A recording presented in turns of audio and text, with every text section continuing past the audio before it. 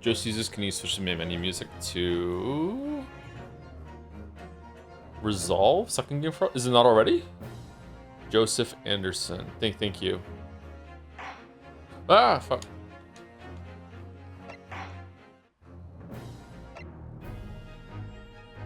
Like that?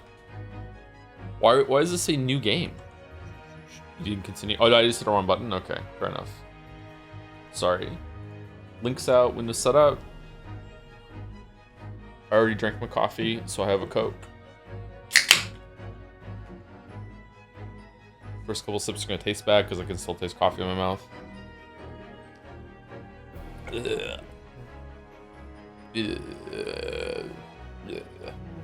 Joe's gonna be so surprised when it's revealed the cloak figure working with Brock is a lot of art.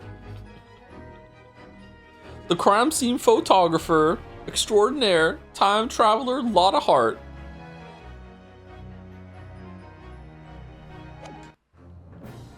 Do. Joe, they have sweet tea flavored Sprite up there. It's kind of the taste of summer for me. If they do, I haven't seen it.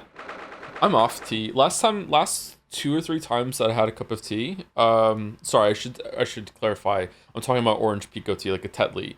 The last 3 times I had that tea, it made my stomach feel weird, and I felt kind of nauseous. So I don't know. I'm done. I've been drinking lemon tea though. I really like a lemon tea. Maybe it was a bad patch of tea. Let me hit the button so we get some music. 24th of October, 11:53 a.m. The Old Bailey, Defendant's Antechamber, and we're waiting because we're calling Tusspells. Are we calling Scythe as well? Hell yeah! Sherlock's on the screen. They arrest you in Britain for that. Isn't it true that London was the first place in Europe that was big on coffee? The British are known for their tea, but apparently they were pioneers in coffee too. London was big on that. And then it turned into some weird kind of patriotic thing about tea instead of coffee. Traitors. Fakest Brit ever born. I'm barely British. I've only lived 10 or 11 years of my life in the UK, and the first 4 or 5 years of your life don't really count, right? So really, it's only maybe when you're 4 or 5 that counts. So all told, I lived in the UK consciously only 7 years. They were important years though, very formative years. I spent most of my teens in the UK. Couldn't sleep well these past few days because it's so hot. I don't know how you do this often. I'll probably die like 20 years early or something like that from the sleep issue. Yeah, no joke. I had so many dreams last night. I had so many dreams last night that honestly, I know this is gonna sound like sci-fi fantasy bullshit. I honestly feel like it's been a week since I streamed. That's how many it really feels like. I don't know how to explain this to some people who have never experienced it, but I very often 9 times out of 10 when I go to bed, I don't get a break in consciousness. I'm conscious the whole time because it's when I go to sleep, I'm immediately in a REM sleep, I'm immediately in a dream, and then I'm in hallucination land, right? And then the hallucinations stop, and then I wake up, and it's I felt the passage of time pretty much the whole entire time, right? So it's and sometimes the dreams I don't know how the brain works. How does the brain do time dilation? How can I be asleep for 8 hours but it feels like I was asleep for fucking 70 hours? How do I have 70 hours of dream experience in only 8 hours of time? I don't get it. I'm completely opposite. Sleep is a black hole to me. Don't remember dreams. Yeah, and I miss that. What's weird is that REM sleep is meant to be what your brain needs, to get the function of sleep, but I don't feel rested unless I have oblivion, black hole sleep, which happens I don't know, maybe once every 2 months for me. I don't get it. My dreams are extremely vivid. Is that happening to you? Oh yeah, very very vivid dreams. Yeah, even I think everything except for smell. I think smell is the rarest thing that I experience in my dream, if I experience it all, or if it's just I think that I did. I see my dreams, I hear my dreams, I feel my dreams. I don't really smell or taste my dreams. I don't know, you're playing this game, it's my favorite. It's been pretty good actually. Yeah, we streamed the first part last month or the month before, I can't remember, so we're in the second part already. So you'll see you can't read in dreams. I can read in my dreams too, yeah. Yeah, it's a myth that you can't read in your dream. I think just REM is supposed to fuck you up, isn't it? What do you mean, if you only get REM sleep? That's my sleep disorder, I only get REM sleep. That's the the defining symptom of narcolepsy, my sleep disorder, is instantly entering REM sleep. Most of the time, it takes about 60 to 90 minutes for you to go through a full sleep cycle, and you kind of drift into REM sleep. Whereas the narcoleptic brain can enter REM sleep when they're awake, even but yeah, instantly go into REM sleep. How they test for it is they see if you enter REM sleep when you take a 20-minute nap. But yeah, it feels like a week has passed since yesterday. It's crazy. So this is actually showing you need both REM sleep and non-REM sleep to feel rested. Both are necessary. People who experience almost exclusively REM sleep show as much fatigue as those who get no REM sleep. I wonder if REM sleep is what... There's still so much about this we don't understand. I think that REM sleep is probably what your brain needs to kind of like, defragment all of your memories and like really ingrain understanding of the day. But I think like non-REM sleep is what the body needs in order to get rest and repair and stuff like that. And yeah, it's frustrating. What does REM sleep look like when awake? Is it like a projection across the scene in front of you, or is it more like a sleep paralysis thing? It's hallucinating. Yeah. When I say awake, it's not like, well, some narcoleptics experience that. So some people do hallucinate very often. But when it comes to me, I went to REM sleep like when I'm about to fall asleep, but I'm not asleep yet. And then I will start having hallucinations. I will start hallucinating in hearing things and seeing things. It doesn't happen to me that much anymore because I have set up all these weird like safeguards to this because it scares the shit out of me. But like it used to happen a lot to me. Yeah, like almost every single night I would have those hypnagogic hallucinations. Hypnagogic, I can't remember what the word is. Does that mean that when you just lay down you still get some rest, like sleep like rest, you just replenish your non-REM sleep? It could be, yeah. I think there is some benefit to just laying down in bed. Like you can get some rest without actually falling asleep, I think. Yeah. Do you sleepwalk? Yes. And I sleep talk too. Sleep talk, sleepwalk. Do you sleep stream? We haven't done Kingdom Come Deliverance 2 yet, have we? Do you have trouble separating the hallucinations from reality? Something I struggle with? No. I used to when I was younger, and I used to think that the things I was seeing were real. But since I've been diagnosed, no. I can tell. Well, okay, hold on. Sorry. How could I know? Like maybe none of you are real. Maybe I'm sitting in a room right now just talking into a wall, and then there's people through the glass being like, oh, he thinks he's streaming again. Let me wave at the wall and scare the shit out of them. I think I could tell the difference, yeah. I think. The Joe. Do you have those pre-sleep half dreams when you start to have extremely long and coherent trains of thought you immediately forget about, so you don't have? Yes. Yep. That happens to me often. Yeah. Yeah. Big time. Yeah. Almost every single night, actually. Yeah. Very, very strange experience. It's like I'm having a conversation with myself, and then I realize that I'm talking nonsense. But at the time, it feels really, really important and really like profound. Really like. This is worthy of attention in the time, and then I kind of snap out of it and I'm like, what are we doing? Like, I have no idea what we're doing right now. Yeah.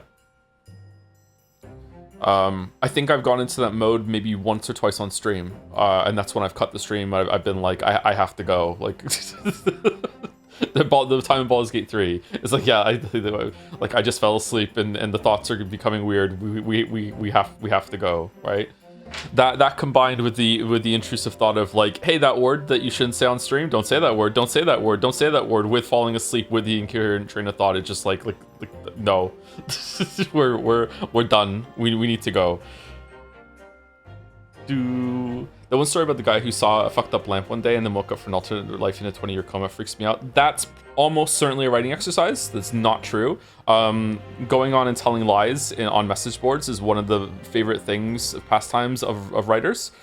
Because if you can get anyone to believe you, it means that you're onto something. That said, after saying that this person's a liar, I have experienced something similar to that, but it was nowhere near as long.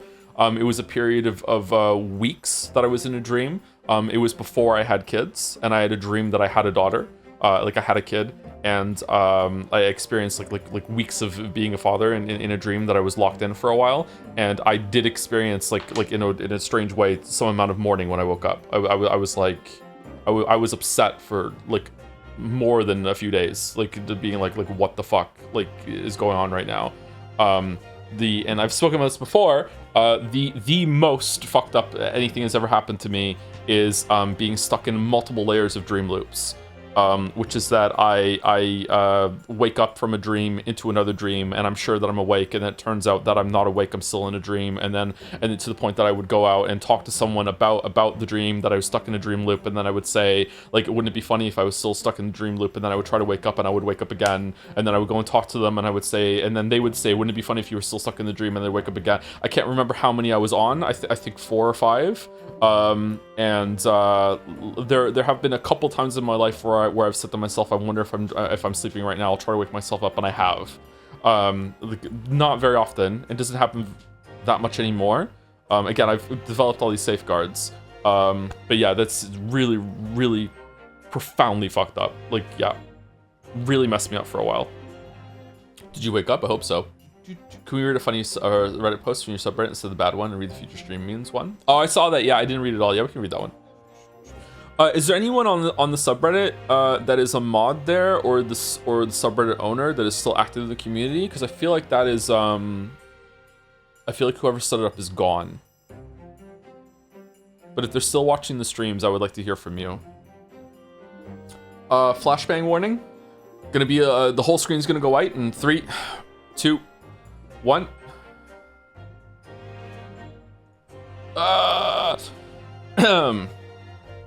I am from the future. Here are the future stream memes. Hello everyone, I am from the future. Also a huge Joseph Anderson fan. Posting here because I figured you guys would want to know the funny stream memes and moments that are gonna come up in the next few years. If you don't want to be spoiled, don't read ahead. On August 25th, 2026, Joe is starting Control Resonant, and the word resonating is said in a voice line by Dylan when he gets near a checkpoint, so often that it becomes a stream meme for whenever a bonfire-like checkpoint is found. In November 2026, when Joe is streaming GTA 6, he starts every stream, except the first, from outside of a strip club, and never mentions it. When anyone asks about it in later streams, other people in chat reply to them with the force command. On December 17, 2026, while Joe is playing Telltale's Game of Thrones, he reads an offhand joke from Boulder about George R. Martin. Only a few minutes later, it's reported that George R. Martin passed away. It becomes canon that Boulder killed George R. Martin. On January 15th, 2027, Joe will stream the marble race. Eric wins, and Joe starts another Monocoin fund to do a second race. Immediately, 6 different people try and buy a Steins Gate marble, and Joe negotiates down to 3. Oh shit. On March 15th, 2027, 2Fit dies. Rip to a real one. On October 27, 2027, Joe streams Mario Odyssey as a joke to protest no new 3D Mario game in 10 years. Joe says a few things that are maliciously clipped out of context, and it becomes such a big deal online that a few Nintendo grifters start posting YouTube thumbnails with Joms in them. Making fake Chom thumbnails is now a Jan art staple. That sounds awesome, actually. On January 20th, 2027, wait, are we jumping around the timeline? What do we do? Joe is playing Final Fantasy VII Remake and comments on how Cloud is hot in the scene where he gets dressed up. For some reason, this instance of Joe acting a little bi becomes a sticking point in the community, and everyone starts asking him if a character is hotter than Cloud. What he thirsts over someone?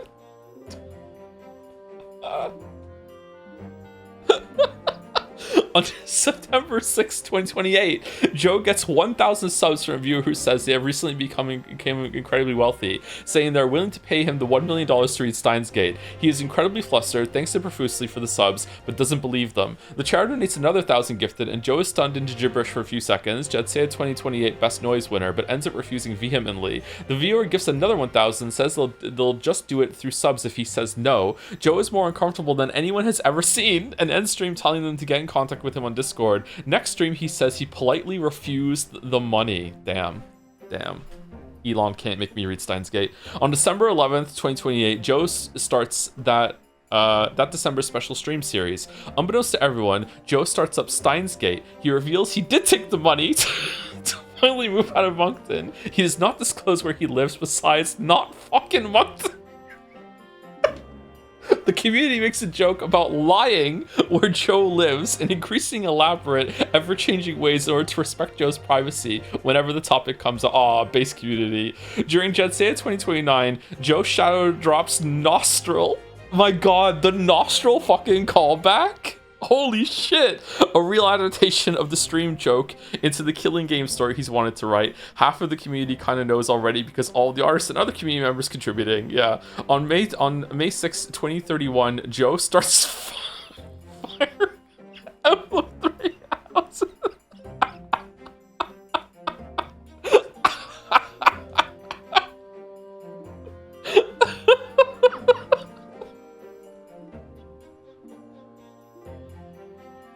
What a punchline. What a punchline. This is good. Well done. Well done, Jeff. I can't believe the nostril callback. Holy shit. Nostril is a joke that we started talking about during AI Somnium about our own semicolon game about smelling crime. Oh my god. The Nostradamus machine. This is fake. He's never starting 3 houses. The fact that all these bullshit scenarios and their own possibilities makes this community scary. It's really, almost all of them are plausible, actually, except for the $1 million for Steins Gate. But like, yeah, holy shit. Big +2 each stream of GTA Circle is a very funny bit. Huh? That one we can make happen. Jomzadamus, Nostradamus. The 1,000 subs, 1 million, Steins Gate, not fucking month and crap me up. Good job, Peak. But I do hope he at least does the strip club bit. Bro built the microwave time machine for this. Dan Anderson, take notes. What do you mean 2-Fit dies? What's going on there? Does she also get on the boat? No one mourns? Because she rises again after 3 days, of course. Image, can we click on this? Is it safe?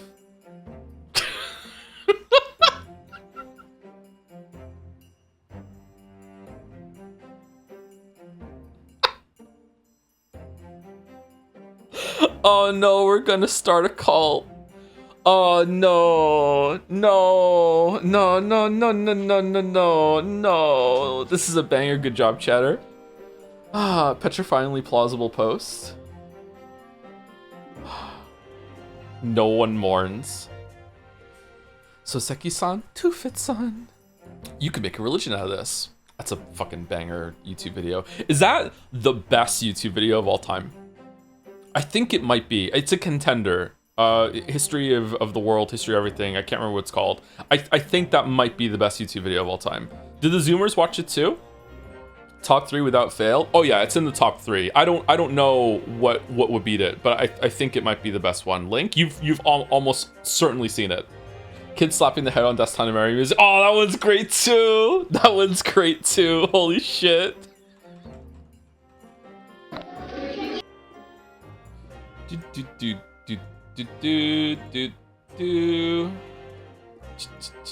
This video, we won't watch all obviously, but this video. Hi, you're on a rock, floating in space. Pretty cool, huh? Some of it's water. Fuck it. Actually, most of it's water. I can't even get from here to there without buying a boat. Yeah, this is probably, wow, 183 million views. That seems low to me, actually. This is probably the best YouTube video ever made. I think it is. Like, I can't think of a better YouTube video than this one. Never saw it. You should watch it. It's really, really good. But a contender is is this 6-second video.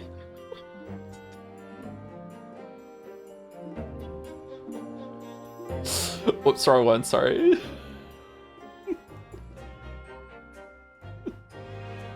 It's between these two, okay?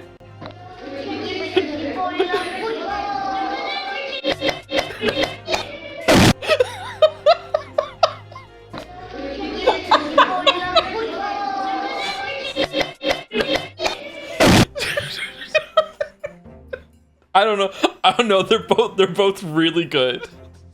It's hard to know which one's better. Shit. Fuck. What about the stuttering kid? The one you could do you so much you would do anything? That one's pretty good. Man, old YouTube was just fun. What happened to YouTube? What happened? Do you know Too Many Cooks is the only video as custom font and title color? Is it really? Too Many Cooks is scary to me.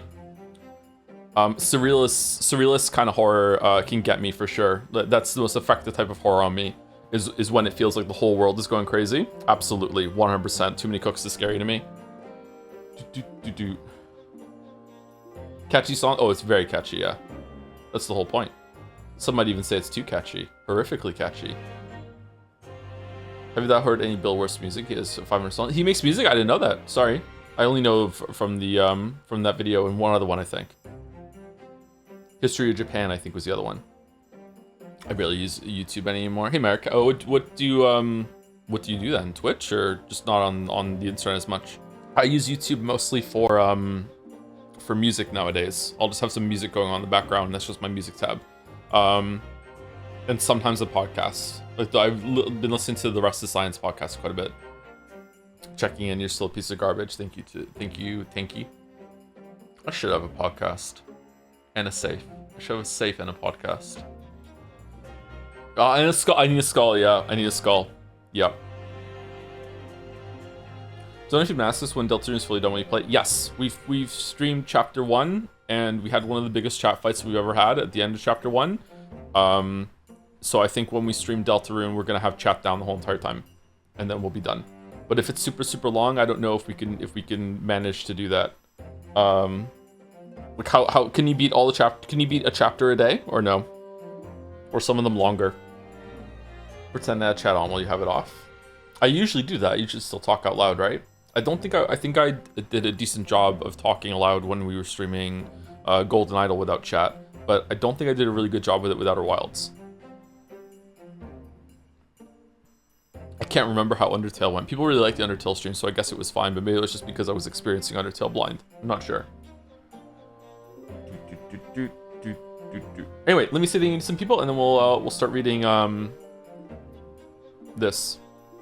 Why aren't you guessing on podcasts? Or people want to invite you? I've only ever had a couple formal invites to go on podcasts, unless I'm not checking messages that are coming in for that. I don't know. I'm not really comfortable doing that sort of thing. There are some I do want to go on to. Oh, I didn't get back to Lurf. Fuck. Oh, sorry. So yeah, I don't know. I don't think I'm a good guest. Maybe? I don't know. Can you go on Hot Ones? I think if I went on Hot Ones, I would die. Because I wouldn't back down from just going all the way, and I don't think I can tank the hottest sauces. But I would still eat them. So I think I would die. You won't die, but you would never recover. I think I would die. Chicken wings are gross. What? Chicken wings? Okay. Gross chicken wings are some of the worst food on the planet. I will agree with you there. But a really good chicken wing is amazing. Like, and usually they're pretty good. But like some, like pizza place that is dabbling in selling chicken wings, those can be vile. Like just not cooked properly, mostly batter if they've been battered. Like a bad chicken wing is terrible. Thank you, Achrist, for 23 months. Hey Joe, I haven't watched a single of the Great Aces stream because I never watched the original ones. Can you please summarize the entire plot of these games up to and including this one so I can watch them with proper context? Thanks. Nope.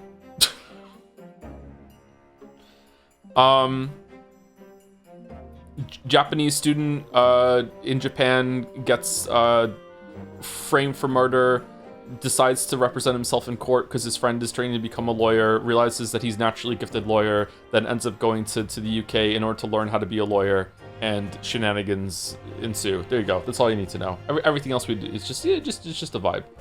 Don't take it seriously. And everyone is gay. Yeah, everyone is gay for no reason. Everyone's gay.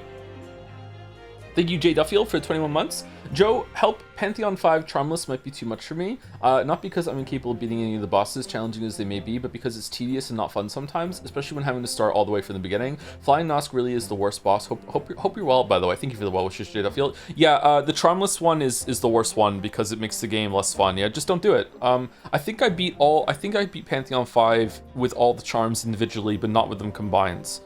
I cannot kill the collector with all 4 bindings on. I can't do it. Like maybe if I locked in and tried for more than an hour, maybe I could do it, but like I can't do it right now. It's just really boring. But yeah, just don't do it. You don't have to do it. I guess it's bothering you that maybe that's the last one that you have left, but yeah, sorry. Yeah, it sucks. It's just not fun, yeah. I wonder what they're gonna do with Silk Song, with that sort of thing, with the bindings. Thank you, Lucy Goosey, awesome name for the 5 months. Loving the new Yaoi and Yuri emotes, very thematic, and for the Great Ace Attorney and Pride Month, thank you, Errol. With Smile, Yuri, and the... Oh, you have those two facing each other for the Yaoi, too. Accidental Yaoi stuff. Thank you, Hero White, for the bits. I've been reading Catch 22 bit by bit because of you, and so far I'm having the vibe. Everyone is crazy here. Thank God I'm the only normal person here from the book. Yeah, Yusarian is also crazy. Yeah. The realization that Yusarian is just as crazy as everyone else is not that big of a deal as I think it is when you watch Arrested Development and you realize that Michael is just as crazy as everyone in the family. That's one of my favorite realizations in television, is when it clicks and you're like, oh, he's not the only normal one. he belongs in this family. That's a great moment. But Yusarian in Catch 22, it's more subtle, I think, and you're like, oh yeah, okay, yeah, he's pretty crazy, yeah. Thank you, Arrow, for the 12 months with 1 year sub anniversary yet. I don't think it's been a year. Curious, I don't know why this keeps popping up as an option, but thanks, Henry, for Prez anyway. Oh, it came from Henry. It's an Henry sub. Have you seen Dracula Flow? I've seen bits of Dracula Flow, yeah, and I've also heard it during Wizapon meme, right? That's from Dracula Flow. I haven't seen all of it though. Kind of crazy. Goes a little hard actually. And last on my list for now is Dibblemunt with some bits. Turn me over, Ryu. Hold on, let me read it first. Turn me over, Ryu. The payoff will be huge. I'm wax figure shlomzy wubba lubba dub. Oh fucking hell! It's a Rick and Morty bit. Holy shit! All right. Okay, give me 1 second. Okay, so when we last left our zeros, we were in the intermission while Lord Van Zieks goes and get 2 spells to the stand. Maybe Scythe, I can't remember. We proposed that Scythe worked with God, what's his name? Drebber, in order to kill or obfuscate the murder that happens with Assman. I don't know if Scythe is coming to the stand or not, but it seems like that's the direction that the story is going. We also found out that the story, this murder trial, has a lot more going on than just like someone like it's not an encapsulated like bottle episode of the trial. It is building into the larger narrative that's going on with it's involving the person who killed Van Ziek's older brother. It's involved with something to do with the Hound of the Baskerville, which is like a dog that was killing people that the professor had, maybe, I don't know, which is linked to the collar that we found earlier. So just lots and lots and lots of things that emerged. It's not just a straightforward trial. And I think that's it. Is the sound okay, or does it need to be turned up, or does it need to be turned down? I accidentally messed with the sound settings when we were watching YouTube, so I might have to fix it. The Knight Errant himself. Oh, have you been watching from the gallery, Mr. Sholmes? I've been on the edge of my seat the entire time. Edge. Retained, but courtroom trials are fascinating affairs, as a spectator at least. I'm glad you've been enjoying yourself. I have to ask. What on earth is going on? It makes no sense. What's this professor business all about? He doesn't look like any professor I've met before. Who even is he? Ah, of course. You were in Germany already 10 years ago.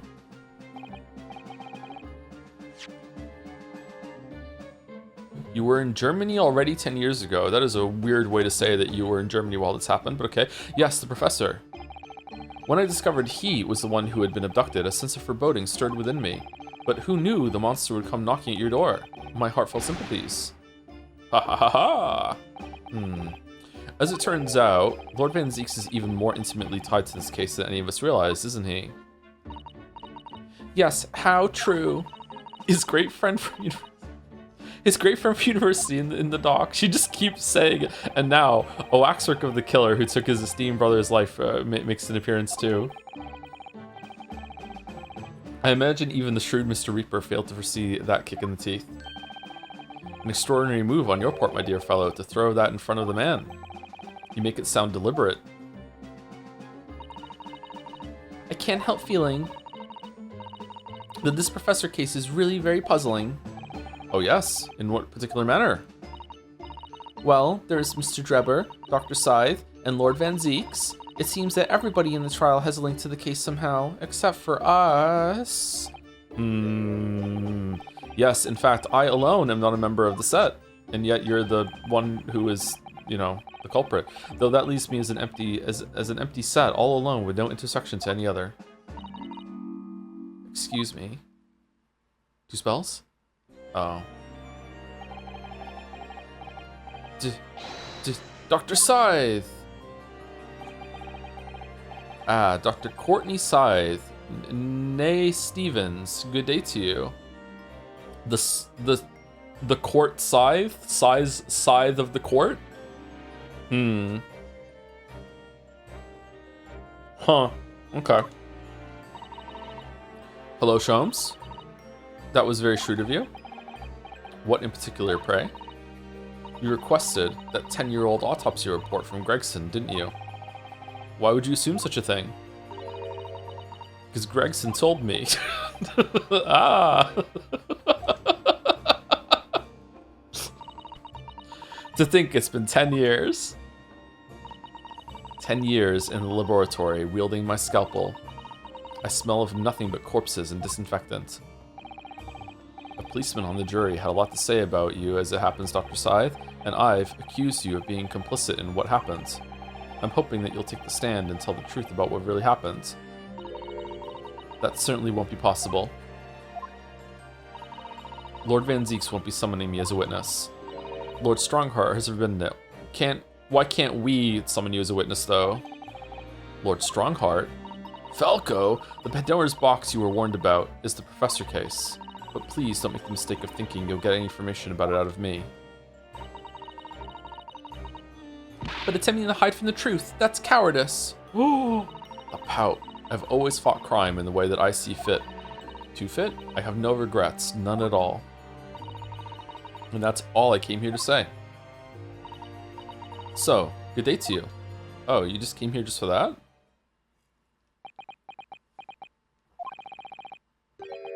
She mentioned it too, this Pandora's box. Whatever does it all mean? There's really no cause for concern, I assure you. When the trial resumes, the meaning will become all too apparent, whether you'd like it to or not. Huh? Now then, I believe it's almost time. I must make my way back to the public gallery. The edge of my seat awaits. I don't know if I just like him more, or if they got better at writing him as the games went on. I feel like he's a lot more entertaining than he was in the first game. I think maybe you're enjoying yourself a little too much. Oh yes, one word of warning before I go. If, in the course of the trial this afternoon, you perceive even a shadow of doubt about the truth, don't let it out of your sight. Pursue it like a dog with a bone. Huh. To the bitter end, you understand. Do not falter, whatever may come to pass.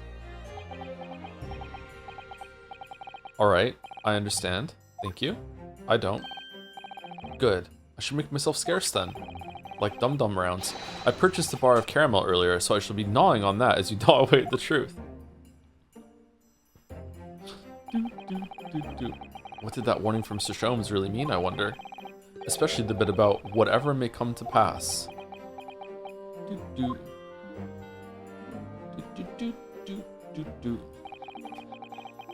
It's time for the final chapter then. It's the third chapter. I'm determined to find the truth, no matter what.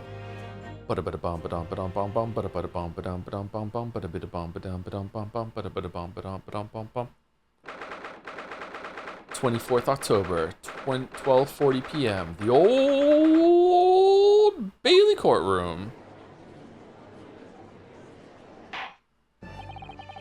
In the name of Her Majesty the Queen, I hereby reconvene the proceedings of this court. Counsels for the defense and prosecution, are you ready and able to continue? The prosecution is ready, my lord. Okay, it's a little loud for me, but I can turn down on my end. Are we all still good for sound? Yes, my lord. The defense is also ready. As the court is aware, the case under our scrutiny began with a damaging incident at the Great Exhibition. Yet we now find ourselves embroiled in the details of a convicted felon who was sent to the gallows a decade ago. I was watching part of my Shadow the Year Tree critique video back today for no reason at all, and it's amazing. Now I'm on a different headset. I cannot hear the music in the background, whereas when I was on my old headset, the music to me was, if anything, almost too loud. Why does that happen so much? What am I supposed to do? Like, do I calibrate it for one that's more about isolation, or one that I can hear it with like open speakers or whatever? It's fucking annoying. Why is audio so hard? I wonder if there's like a standard headset that I could get and be like, this is representative of what most people have. Yet we now find ourselves embroiled in the details of a convicted felon who was sent to the gallows a decade ago. This trial has certainly defied all expectation. As seems to be the fate of all trials in which this Nipponese is involved, my lord. Uh-oh. So then, let us begin our exploration of the defense's assertion that the Waxwork was cardinally involved in this matter. Lord Van Zeeks. My lord. Are we still awaiting the arrival of Madame Tusspells? Not at all. She is in the antechamber as we speak and ready to be summoned. Get her in. Very well. Bring in the witness. At once, my lord. Bailiff, show Madame Tusspells to the stand. There's some games I record where one was sitting -30 in OBS, another -12, but some of them -30 was much lower. I want to check the video. Oh yeah, it's here on stream too. Like sometimes, like we're at -30, and it's like not even getting to the yellow part of the audio indicator, and chat is telling me it's way too loud. I'm like, what? And other times, like it's hitting yellow almost to red. And the people are telling me it's still too quiet. You could turn up a little bit more. It feels like that metric means fucking nothing. It's so strange. I don't get audio. Things are about to become a lot more intense. If Drebber is responsible, as I'm sure he is, it means he must have had an accomplice in Dr. Scythe. And what connects the pair of them is the Waxwork. Yes, the model of the professor. That's the key to the link between these otherwise unrelated individuals. It's a tenuous link, admittedly, but at present, it's all we have to go on. Go on? What? Oh. Is that Sherlock? State your name and occupation for the court, please. I hope she's not in on it. She's hot. No. If guilty, why hot? No. She needs to continue doing her waxwork and becomes a recurring character that we can go visit every case for no reason at all. What? Come on. My name is Madame Esmeralda Tusspells. I am a waxwork artisan. But how does she know what the professor looks like? That's really sus. And the proprietress of the Madame Tusspells Museum of Waxwork. You will have to pardon me for working as I testify. My new exhibit must open very soon. It was 10 years ago, right? How old is she? She's 26, wasn't she? 26? So it was 10 years ago, so she was 16 when it happened. Probably wasn't doing the business then, so maybe she said it ran in the family, right? So it's probably her mother, maybe? Or her grandmother?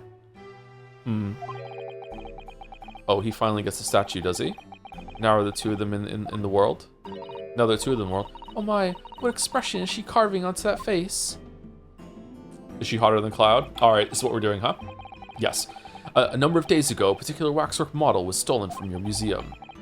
Can you confirm this? Oui, that is true. At first, we believed it had been kidnapped. A waxwork model? Kidnapped? Wax-napped? Yes, my lord, there was a demand for ransom money left behind by the culprit. However, according to what I have just been told outside the courtroom, that was not the true reason. I understand it was utilized as a substitute for the body of a murder victim. At present, that is no more than conjecture proposed by the defense. Meanwhile, the prosecutor's stance is that teleportation actually occurred. Who knows who's right? This is the victim of the case in question, Mr. Odie Assman. But of course, I know him well. He is part of my odious personages exhibit. Personages? I detest to say what is evident, but Mr. Assman does not resemble the professor at all. Yes, but perhaps their faces are very similar.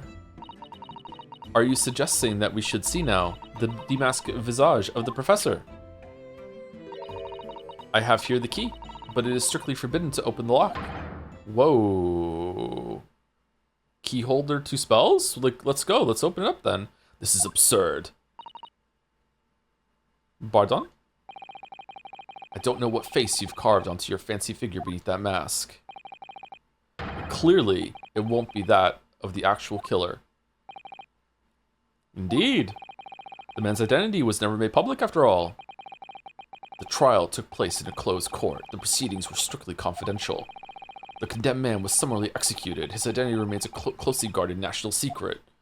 But why? Was he like a secret prince or something? Why would it be a national secret? There's no possible way that a repository of tawdry exhibits could get its hands on that information. Whoa! Quel dommage? Omelette du? It would seem you are unaware of the Tusspells principles. What principles? With fucking magic, the family Tusspells has always prided itself on sculpting its models à la perfection.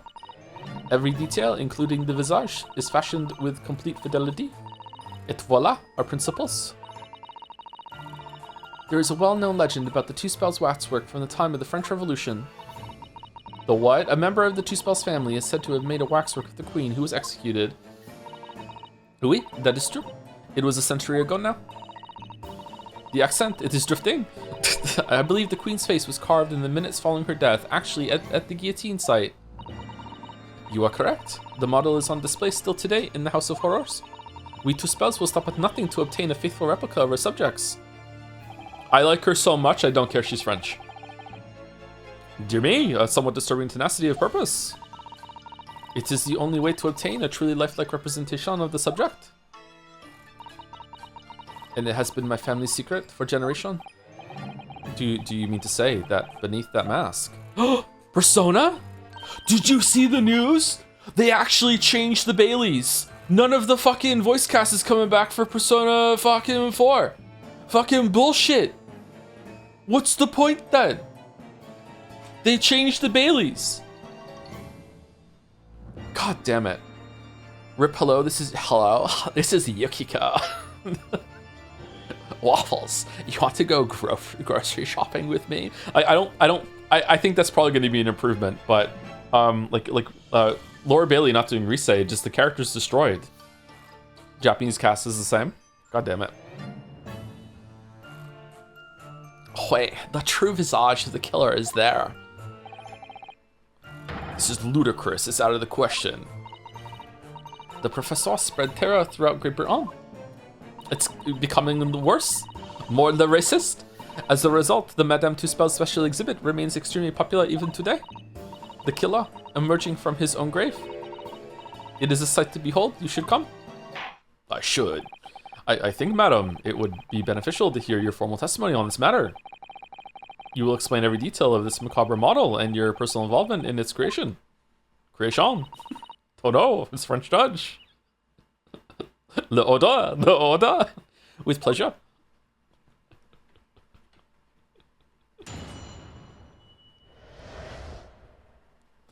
The Professor Waxwork. The special exhibit in the House of Horrors is based on a rumor that shocked society in London. An impression of the visage was taken directly from the corpse in accordance with Tusspells' family principles. I enlisted the aid of the gravedigger and created a mold for the head of the cemetery just before the interment. Oh, so would this have been... I just learned about this, I think on a podcast again, something about how bodies didn't have rights, so it actually was in this weird questionable gray area that stealing a body wasn't actually illegal, but stealing the clothes was? Would be disturbing a grave still had to be somewhat illegal at some point, or who fucking knows. I hid myself until he gave me a signal. I was there for a very long time that night. As dawn approached, I was very worried that I could be discovered.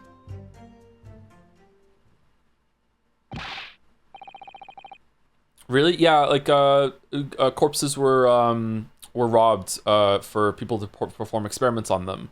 And as long as they didn't take the clothes, they left the clothes behind, but they could take the bodies. No one could own a corpse. The whole thing about like owning corpses and remains is actually kind of complicated and cool.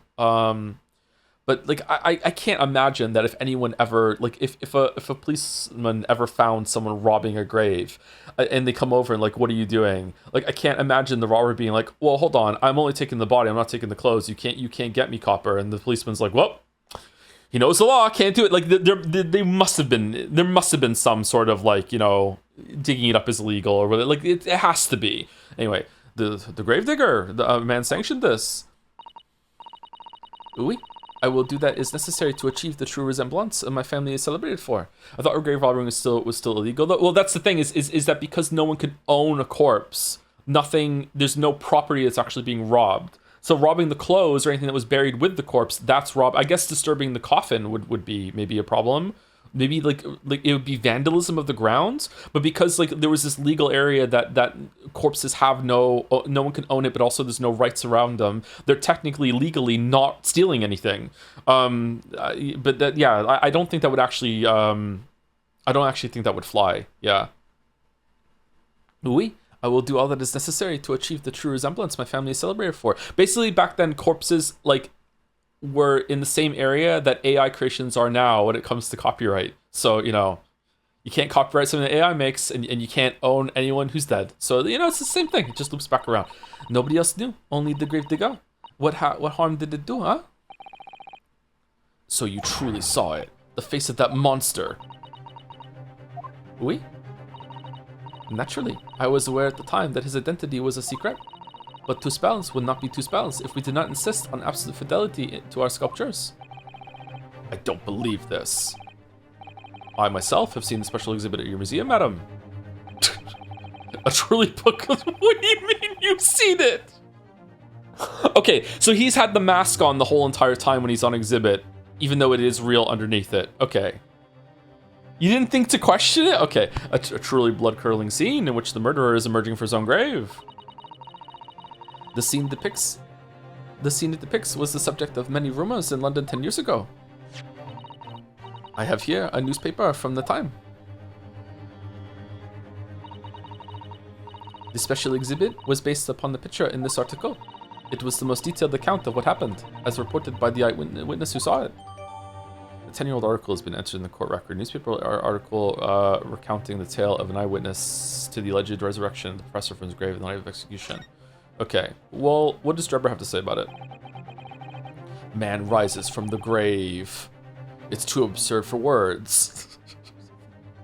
I want to say gravel, and then my mind wants to pronounce it to gavel, and I'm like, man rises from the gavel is actually a pretty fucking goes hard of a title, right? Because he was sentenced to death. Man rises from the gavel.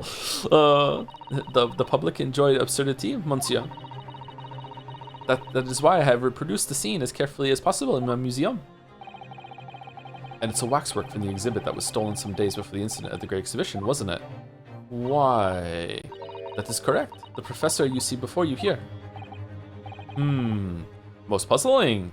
Okay, what's going on? Why would the person that you hired in order to do this, who's in the exhibit, go and steal that one of all of them in order to use in another crime afterwards? I really hope it's not just because then they can make a connection to this and like, so the stories overlap. There must be a reason. Counsel for the defense, proceed with the cross-examination. What do you mean? What? To what? What do you want me to say? This waxwork links Drebber to Dr. Syed, and there has to be some reason for that, which hasn't yet come to light. But I'll find it. I'll get to the bottom of what really happens. I'll prove that Dr. Syed and Drebber were in on this crime together.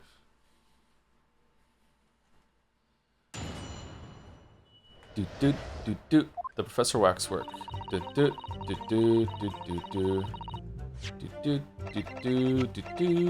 Oh, there's so much evidence this time. Rises from the grave. Did you just have a copy of this? Number 139, number 140. Assman. Huh?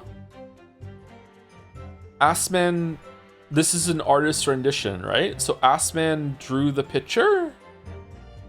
At Lowgate Cemetery, just behind the prison, on the night of the Foul Demon's execution, the newly interred professor forced off his grave cover as he clawed free of the earth. The young man who witnessed the scene was on the verge of raising a shriek when, in the next second, a gunshot rang out suddenly from behind. The bullet pierced the resurrected man's chest, whose breath then stilled once more. The youth then finally released the scream he had been holding and ran for his life. Wait, what? When the fuck did that happen? The university student who experienced this shocking event is Mr. Enoch Drebber, a disciple of science at the University of London and a resident of its student dorms.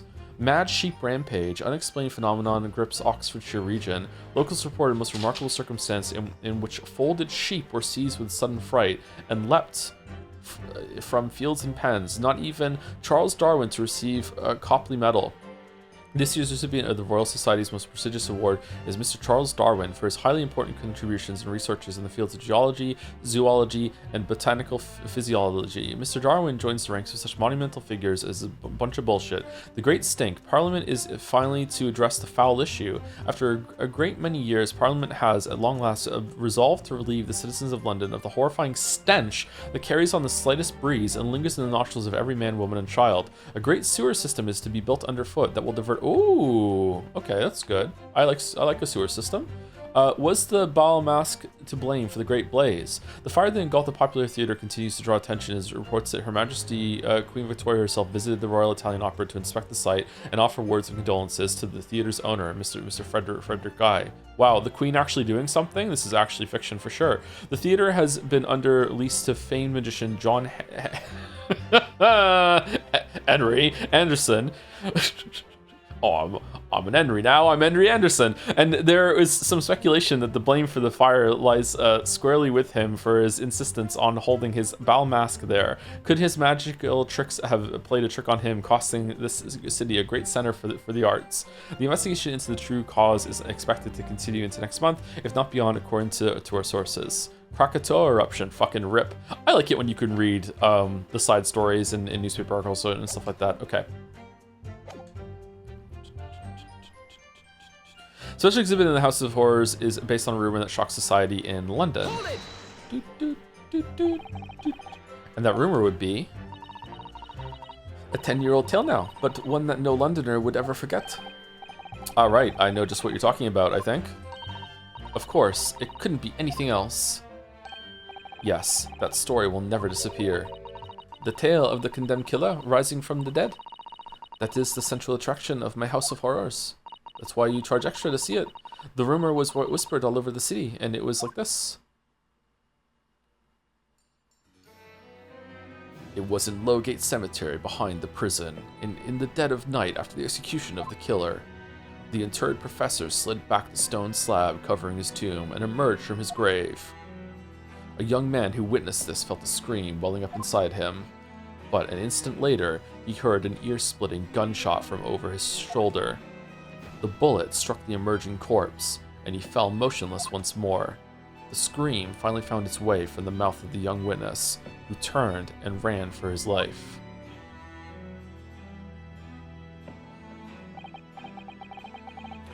Okay, so I'm guessing that the report was falsified, and he was meant to leave. He was meant to get away with it. But then either Van Zieks or the Japanese friend that Van Zieks had was there with a gun and shot him, and Van Zieks knows about some of the stuff that went on, or the Japanese friend is left because of this or whatever, was doing his a favor. It's all some misunderstanding, because there has to be some resolution where Van Zieks is like, you know, I was wrong to be racist, or maybe not. The corpse climbed out of his own grave. And then somebody shot him. Who was it? Nobody knows. Nobody knows, even today. But remember, it was just a rumor. Perhaps nothing more than a ghost story. Well, the person you sent there can corroborate it, can't they? They were there. The good people of London, they love stories like this. That is why it was in every newspaper across the capital. But it was just a story? That's just a theory. I mean, this is exactly the scene that can be seen today at your museum, isn't it? Oui, are you stupid? I based the exhibit on the newspaper article. Keep up. Yes, try to keep up, my Nipponese friend. The special exhibit was modeled on that very illustration. Yeah, there we go. For a while afterwards, the contents of that article were reproduced in every newspaper imaginable. Madame, might I say something? No? Please go ahead, mademoiselle. Mademoiselle, when something is described as a rumor, it doesn't necessarily mean it's entirely made up. I believe that often rumors contain elements of the truth. That's so. I see people from the East can be just as astute as the people of Europe. Can we be sure, for instance, that the professor's execution was successful? Oh. It is not possible for the dead to come back to life. Sorry? Well, not yet. 10 years ago, I was there in Lowgate Cemetery, after the criminal known as the Professor was killed by hanging. I took a wax impression of his visage from the corpse just before it was interred. Oh. Wait, what? Oh, I'm confused. Sorry. I thought she sent Drebber to do that for her, and that's how she knows it. Okay, so it was she already had it, so the Drebber thing is irrelevant or not connected to that. Okay. Sorry. So I can assure you, the man was dead. I see. It would certainly appear the condemned man suffered the intended fate.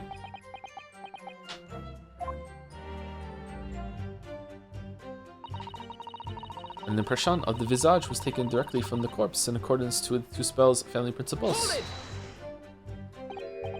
So, well, hold on. So it was a state national security secret, but you were still able to get to. This is why I thought like that she sent Drebber afterwards, because how was she able to access the execution then? Was it semi-private? Was it public? Did everyone have to swear secrecy? Did she sneak in? Like what happens? Usually hangings are like public in order to like show like, hey, the criminal was executed. She did it at the graveyard? Just before it was interred. Okay, so she didn't witness the yeah, I misunderstood this. Okay, so she didn't witness the hanging. Where was the hanging taking place then? How did she get access to this then? Bribing, maybe? So there's three separate events going on here. More than that, obviously, but the three separate events I want to talk about now is number one, he was executed. She wasn't there for the execution. We don't know where that happened. Secondly, after the execution, the body was taken to the cemetery, or he was executed near the cemetery. I don't know where the fuck it happened, but it doesn't matter. He was executed nearby or somewhere else, but it's separate events. Then he was taken to the cemetery. When he was taken to the cemetery, Tusspells was there in order to get an impression of the corpse before he was buried. And then third event, which is what Tusspells based it on from the newspaper, but is separate, was that Drebber went with there for some reason in order to go to the cemetery to dig up the corpse. But that wasn't for Tusspells to get the impression. That was a separate event. Okay, so there's three. Okay, all right, good. I'm glad we cleared that up. All right, because I was confused. Is that true of every waxwork in the museum then? It is, assuming the subject is dead, of course. Live subjects have to cooperate in a similar way. I have letters from imprisoned criminals all the time, you know. What sort of letters? Love letters. When my time comes, please make a waxwork of me. Comme ça. No. Comme ci, comme ça. My museum is famous, monsieur. To be made into a waxwork is an honor, and for some criminals, a symbol of status even. Because nothing says hardened criminal better than wax. Wax is pretty hard. And it is thanks to one killer in particular that my museum has gained such popularity in London. I refer to the star of the special exhibit, of course. The Professor, Le Professeur, whose form you claim to have captured by taking an impression from the actual corpse. There are no exceptions to the principles of Tusspells. I enlisted the aid of the gravedigger and created a mold for the head of cemetery before the interment. Okay, yeah, so this is why I'm confused. Gravedigger, in my mind, went to the image that we saw of Drebber, like, with a shovel going to dig the grave. That's a separate... that's grave robbing, not grave digging. Okay. Surely that's illegal, isn't it? It would seem the proprietress of this repository of novelties was blinded by monetary greed. It had nothing to do with money. The man is a part of London's criminal history. That is why I had to sculpt him, to record this history.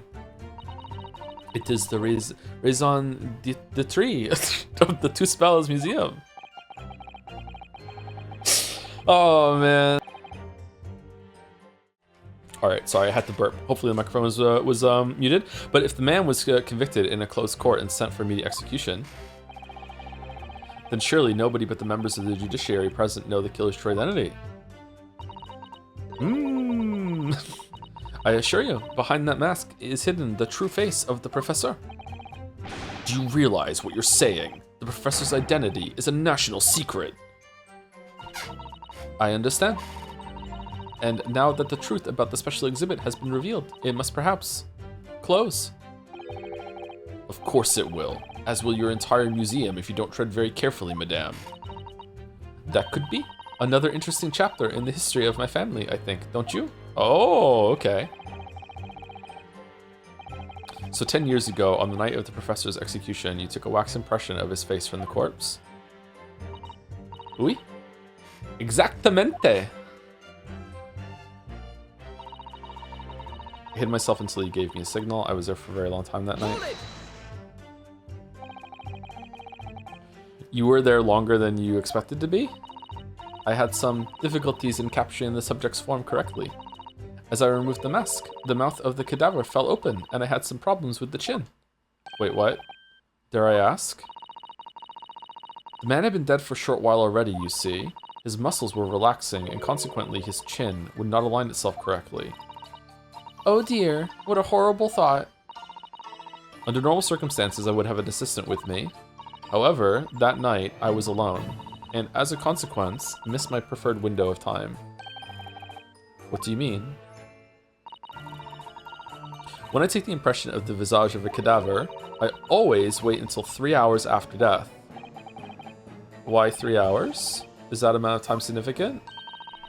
It is because of rigor mortis. A wriggly mortis? Encyclopedia possum, I choose you! It's a name given to a phenomenon that occurs in recently deceased bodies. As a rule, 3 hours post-death, the muscles in the body begin to stiffen. By approximately 10 hours post-death, the entire body is completely rigid and inflexible. And then, from that point on, the muscles slowly start to revert to the relaxed state. The effect is often used to estimate the time of death when a body is discovered. Well, that was an education, if a slightly scary one. As the mademoiselle says, rigor mortis commences 3 hours after death, and it starts within the jaw. Does it really? I didn't know that. It starts in the jaw? Why would it start in the jaw of all places? Huh. I see. So that's why you wait. Before that time, the mouth falls open. It is very difficult to do my work. It's getting hard for me to do my work with all this talk of corpses. I wonder about that information. The court's just heard from Madame Tusspells. It's always significant. Why even give me the information about rigor mortis that you just said you shared with us? Would you mind including it in your formal testimony? I believe it could be significant. You see. Of course, I do not mind at all. I can't help feeling that after this latest topic, the atmosphere in the courtroom has become extremely grave. Ventix picks up the bottle. A toast to my learned friend's Nipponese assistant for the great pun. Picks up the bottle, throws it behind. The tense air has surely been shattered. This is no time for jokes, Miss Susato. Madame, kindly amend your testimony as discussed. Bien, sir. Whatever. Thank you, Scone Gamerson, for the bits. I showed my friend your Death Stranding Princess Beach clip, and we had a good laugh over it. And then after we played a space game, and in the game there was a hull breach, and he immediately said, "Wow, this is just like Mario and Princess Breach." That's a good friend. You keep that friend. It took me a very long time because it was before the onset of rigor mortis. Rigor mortis being the phenomenon you described, whereby the corpse becomes stiff after death. I think you said that all starts at the jaw about 3 hours post-death. Is that right? Oui. C'est ça. C'est ça. C'est ça. Siesta. Of course, the exact duration depends a little on the season. I didn't realize a waxwork artisan would be so well versed in the subject. No. That is only elementary knowledge in the field of legal medicine. Well, I had no idea about it, but maybe I won't admit to my ignorance about forensic science. I could ask my father to give you a very simple primer if you like. I think corpses should be your domain. I'm not good with them. Oh dear, I'll do my very best. Oh dear, I'll do my very best. As dawn approached, I was very worried that I could be discovered. You say that dawn was approaching? What was the time of day then, approximately? Well, I could not say. But when I left the cemetery with my utensils and wax, the morning light was becoming visible. Visible? Visibly? The execution took place on 17th June, which had the earliest sunrise of that year. Oh. How specific? Indeed it did. First light would have been around 4:40 in the morning. I remember it well. That really is early. The fact is, I had very little time, so I finished my work in a half hour. It was necessary to complete the impression and bury the body before daybreak, of course. If somebody had discovered me there, it would have been a catastrophe, so I had to hurry. Le catastrophe? Is it me, or does Mr. Sholmes seem to be taking shape more quickly now too? You certainly appear to go to extraordinary lengths for your work, madame. Highly illegal, but you know what? It's lit, and I really enjoyed it when I visited. Not guilty. I wonder, is what she just said particularly significant? Yeah, sure.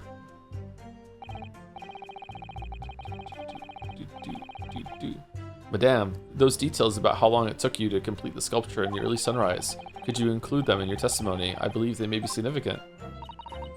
Of course, if you would like me to. You're quite right, Mr. Naruhodo. It is intriguing. That was just another way of saying that's so true. A sunrise at 4 in the morning would be absolutely unimaginable at home, wouldn't it? Huh? That's not quite what I meant by significant. Kindly amend your formal testimony then, madame. With pleasure, my lord. I hurried to finish my work in the half hour before sunrise. Then I left as soon as the corpse was interred. Is it interred or interred? It's interred, isn't it? Interred.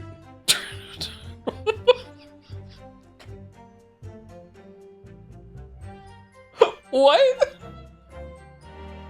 Interred.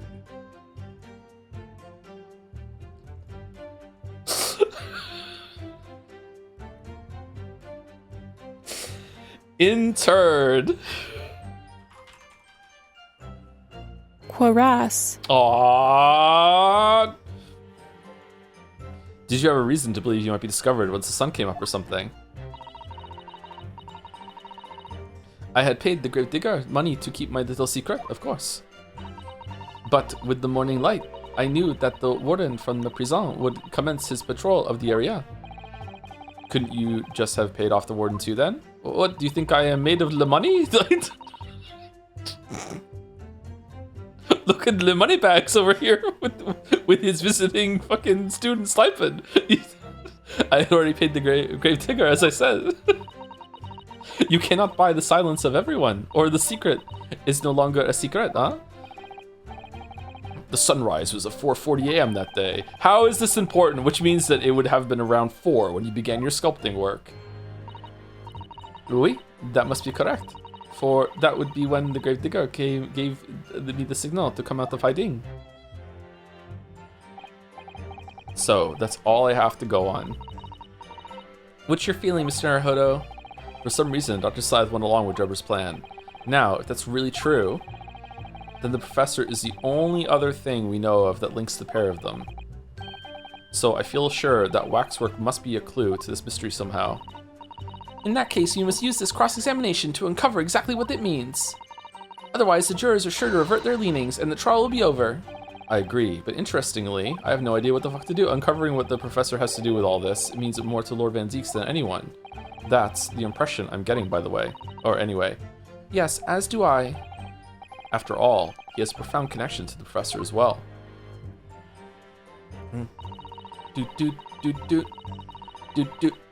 Okay, so it has to be one of the ones that we added. Especially exhibit in the House of Horrors is based on the rumors shot to the society in London. An impression of the visage was taken directly to the corpse in accordance with Tusspells family principles, and listed the aid of the gravedigger and created a mold for the head of the cemetery just for interment.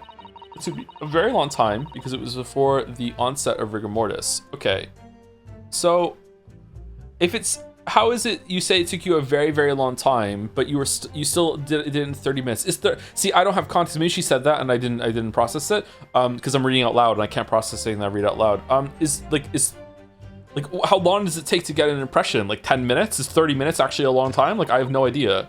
I hurried to finish my work in the half hour before sunrise, and then I left as soon as the corpse was interred. I guess half an hour is a long time. Like, it's for what she did. Okay, is there something to do with the autopsy that says when he was killed? Death by hanging confirmed at midnight, 17th of June.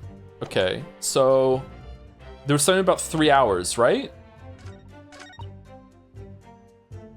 Okay, I think that is it, but I don't know which one to put it on, so let's just save it real quick.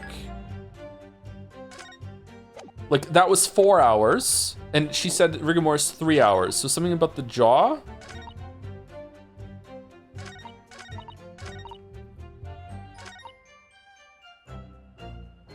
Yeah, I think it's this one, because it's before the onset of rigor mortis. Objection!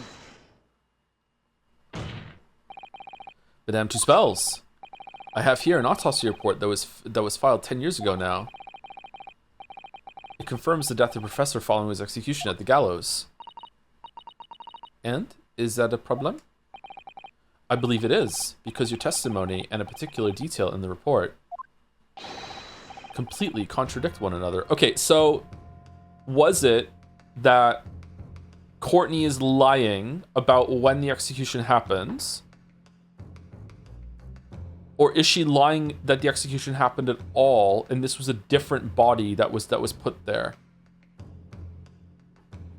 One that was killed less time ago.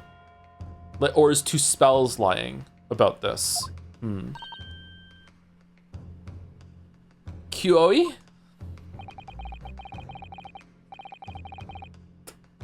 Are you going to explain yourself, my Nipponese friend? According to her testimony, Madame Tusspells was creating her wax impression just before dawn. At that time, rigor mortis had not yet set in. Qua.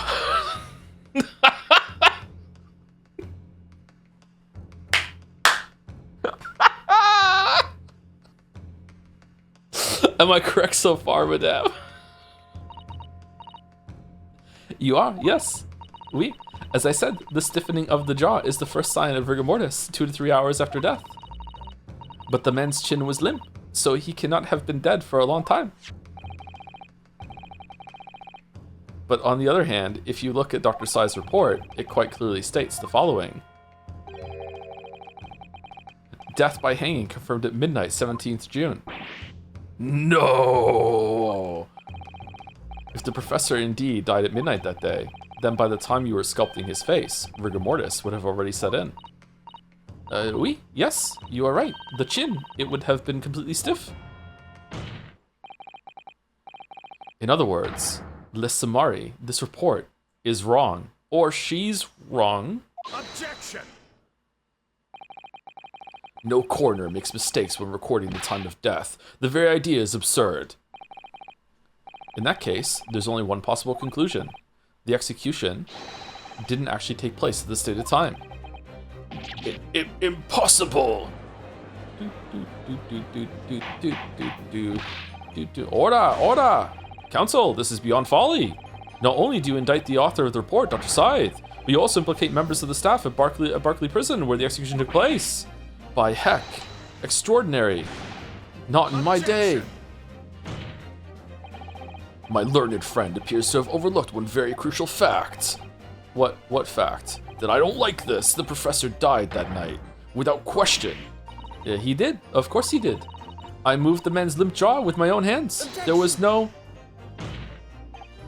Yes, the professor died that night. But what if he didn't die at the gallows? Didn't die at... Are you insane? What? What exactly are you suggesting did happen in that case? I don't know, I just know there's a contradiction. Why are we... It's almost impossible to leave it, but it would explain the link between Dr. Scythe, the professor, and the one other person of interest. I have evidence that will explain exactly what I'm suggesting happened that night. Do you? Because I don't. Can you present it for us, Ryu? Counsel, present the evidence at once. Also, this is me, the voice of the streamer. This is my real voice. Yes, please present it without me having to do it. The evidence that allegedly explains what really happened on the night of the press execution. I don't fucking know. The newspaper? Death by hanging conferred at midnight, 17th of June. Redacted. I don't know. The evidence that allegedly explains what really happened on the night of the professor's execution. Okay. Is it the paper that he got shot and it was something else? I actually don't know. I really don't know. I'm saving it. Okay, let's metagame. Can't be that, can't be that, can't be that, can't be that, can't be that, can't be that, can't be that, can't be... Wait, hold on. Can it be this? Yeah, can't be that. Can't be that, can't be that. Gucci gang, Gucci gang, Gucci gang, Gucci gang. Camera? Oh, there's blood on the thing. Ooh. Wait, is this the real camera that was there? Okay, she hasn't spoken about that yet, so it can't be that. That is a step ahead. She hasn't mentioned that Drebber, that it actually is the real camera from the scene that Drebber used that night or whatever the fight. It can't be that. In fact, that might be a completely unrelated thing with the blood from this murder. The camera was taken when he took the other thing then. Okay. The heads, the autopsy, death by hanging. I think it has to be this that we're saying he was shot. Take that! What happened that night is written very plainly in this newspaper article. Executed criminal returns in the dead of night at local cemetery. You're suggesting it was a corpse coming back from the dead now? Well, if this article is to be believed, yes. The professor, assumed dead following his execution, emerged from his grave and was killed again. Objection! Okay, I feel like this hasn't answered what they said. Don't be a fool. That's simply a rumor published by the gutter press. Can you be certain of that? Are you serious? The point is, as the article says, there was a witness to what happened. My word, yes indeed. Mais oui, the young man who stole into the cemetery by chance that night. Objection! Of course there was a witness. The story didn't write itself, but obviously the man made it all up. And in any case, this was 10 years ago now. There would surely be no hope of finding him. Objection! Oh, Judge. On the contrary, my lord, we all know this witness well. Oh, do we? What? What? Are you suggesting, counsel, that you've identified the person in question? That you know who claims to have seen these utterly incredible events take place? Yes, my lord. In fact, you could say he's right here before my very eyes.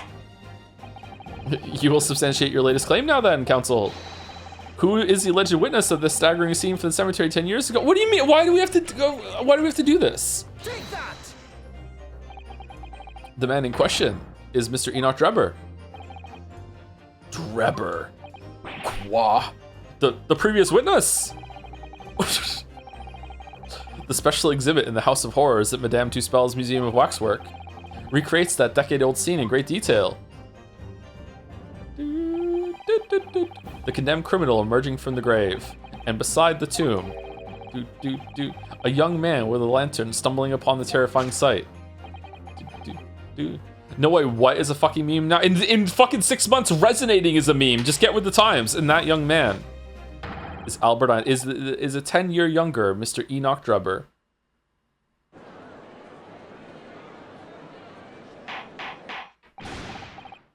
Order, order, order. Surely not, counsel. Drebber was there in Lowgate Cemetery. What is all this talk about Mr. Drebber? Is the name significant? Of course, Madame Tusspells doesn't know, does she? Madam Tusspells doesn't. No. Yes, it's extremely significant, madam, to your situation as well, in fact. What situation? Wait, so you recreated Drebber in your wax museum from the artist rendition of the scene to that level of accuracy? Wow.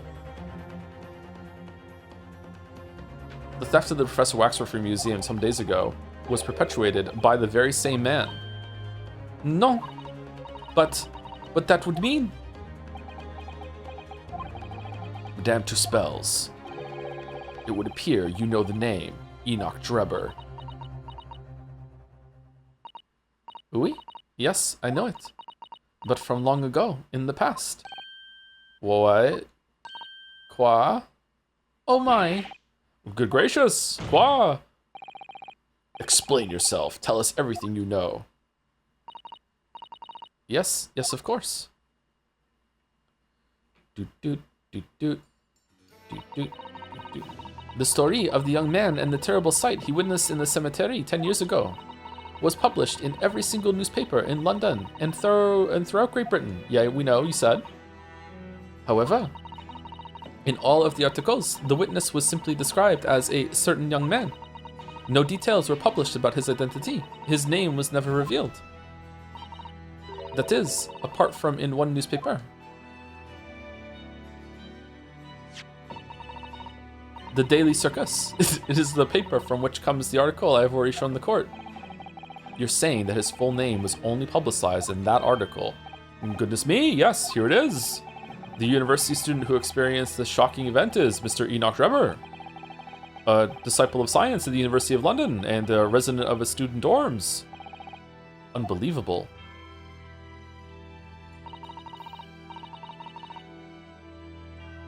When I read the article, I went to meet with the man.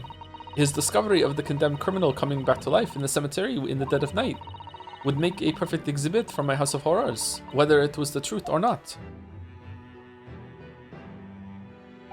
Oh shit, I see, so you went to meet Mr. Drebber in order to sculpt waxwork of the man, did you?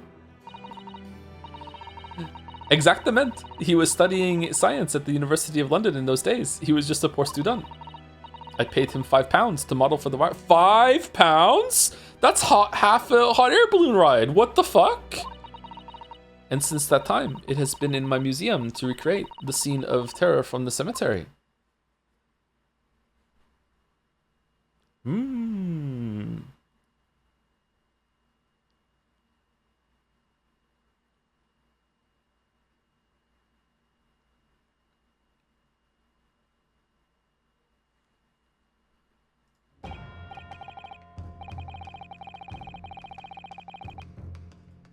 So 10 years ago, a young man appealed to the public about an extraordinary event he'd witnessed.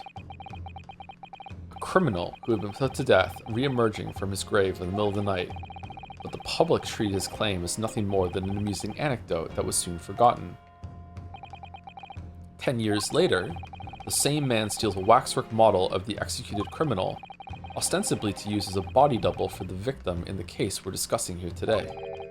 Even though the waxwork's build is a poor match for the victim and his face is obscured by a mask. Okay, see, I'm annoyed. Okay, so here's the problem with Ace Attorney is that it's meant to be kind of like a laissez-faire with all the shit, and it's meant to be like just roll with it. It's meant to be wacky, whatever. But when they start to like think of like reality and it doesn't match, like who? There's no way anyone from the ground looking up at the fucking the framework falling from the hot air balloon is even gonna have time to process that. Oh wait, hold on, that wasn't really an ass man. That was a wax model with a fucking mask on. Like they're just gonna see a figure in it and it's gonna fall. Like this is stupid. Ostensibly is another banger. It is. Yeah, I really like that word. Yeah, it's like interred. So the question is, why would the man do such a thing? And then, like, Van Zeke said that yesterday, too. Which brings us to 3 days ago, when the birdcage crashed into the Crystal Tower. If the birdcage had in fact contained not the body of Mr. Assman, but that same waxwork, the coroner from Scotland Yard who investigated Dr. Sy would have noticed immediately. And yet she submitted this autopsy report for the victim, which the court has seen earlier. Why? Because the waxwork was that of the professor. Is that what you're saying? Dr. Scythe put her name to the document confirming the death of a condemned criminal who is still alive. A criminal whose apparent resurrection was witnessed by Mr. Drebber. But that misconduct was a deadly secret the coroner would do anything to protect.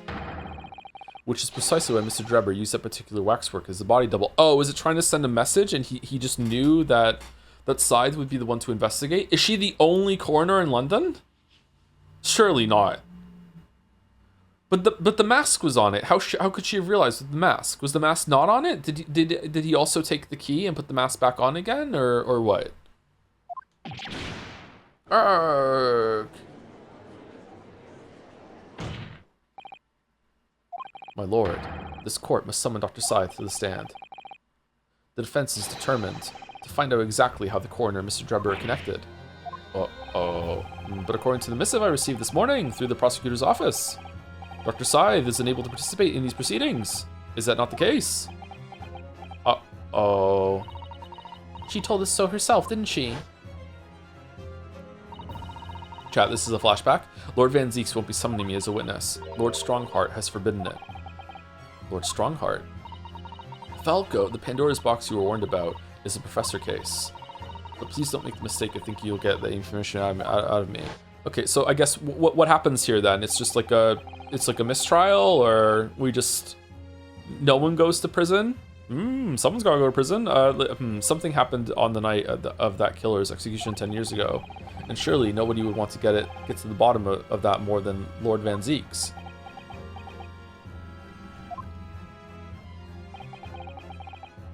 The prosecution calls for the instructions in that missive to be scrapped. Oh, you're gonna be in trouble. Aren't you like Lord Strongheart's like pet prosecutor? How's this gonna go down? But with Lord Van Zeeks, the missive was issued from the Lord Chief Justice office. Objection! The assigned prosecutor has the final say on policy in any particular trial. Do you? Do you? In other words, Sumari, me. Yes. Let Enoch Drebber and Dr. Scythe both take the stand together. And I don't have to do the French voice anymore. Thank dog. Order, order, order. Very well, I will uphold your request. Bailiff, send a subpoena with immediate effect addressed to Dr. Scythe of the Forensic Investigation Team. The woman is compelled to attend her on Her Majesty's orders. Wait, the Queen's here? Alright then, Enoch Drebber and Dr. Scythe. If they weren't colluding with one another, this crime could never have been committed. I'm just a stone's throw away. I can feel it. The truth behind all of this is about to come out. Of the closet. Oh, they're just here. Shit. Oh, no, she's still fucking there.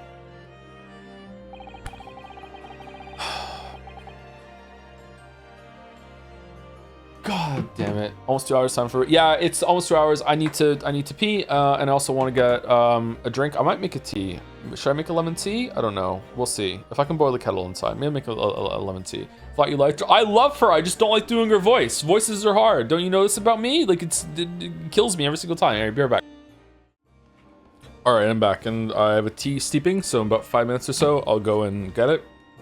It's okay if it goes on a bit longer, though. It's going to be too hot for me to drink for a while, and the lemon tea can't really get too strong. Bonjour, Joe. Bonjour to you, too. Thank you for your attendance at such short notice, Dr. Scythe. Oh god, there are 2 Yusuke's on the stand. Fuck. This is the worst thing that could happen. Fuck. I'm disappointed in you, Lord Van Zeeks. You've completely betrayed the agreed policy of both Scotland Yard and the prosecutor's office. Betrayal is not in my nature, as long as the truth isn't compromised. If it is, if there's even a hint of wrongdoing, then no matter whom it concerns or disgruntles, except for every other trial before this, except for the first one, I will pursue the matter to the bitter end, as would any prosecutor worth his salt. Uh-oh. Mr. Drebber, you took the victim's life by means of a machine that you constructed in your workshop. And Dr. Scythe, as the investigating coroner, you were the first on the scene to examine the victim's body.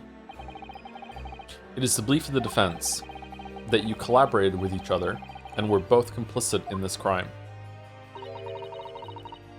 And where's your evidence? At present, we have no definitive evidence, but we do have a very significant clue. What are you talking about? I'm talking, of course, about the Waxwork. This model of the killer known as the Professor, who was sentenced to death 10 years ago. You don't need to tell me. I witnessed the man's execution with my own eyes, and officially pronounced him dead. That remains to be seen. Those remains remain to be seen too. Is that so? Uh-oh.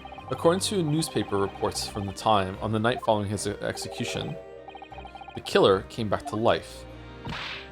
Tsk, don't waste my time. And the sole witness to that mysterious event was you, Mr. Drebber, wasn't it? Drebber, you plunker. If what you saw in the graveyard that night 10 years ago wasn't some chilling fiction, but reality, it would make you privy to a very great secret of Dr. Sides. A secret so profound it could compel the coroner to agree to collaborate in your evil scheme, in fact. Mr. Drebber, tell the court.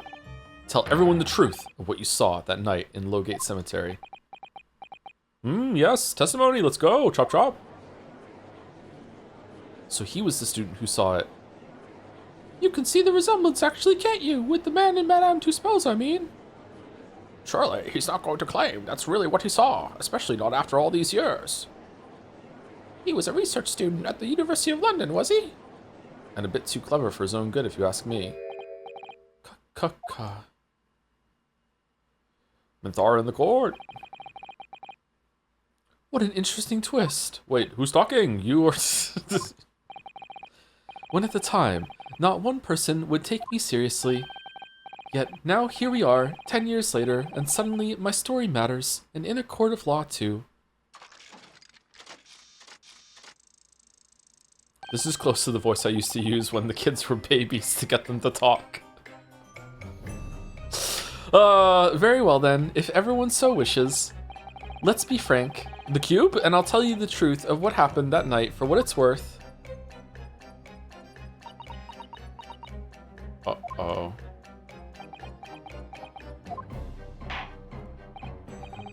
So, Mr. Drebber, your testimony, please, about the events of that night 10 years ago.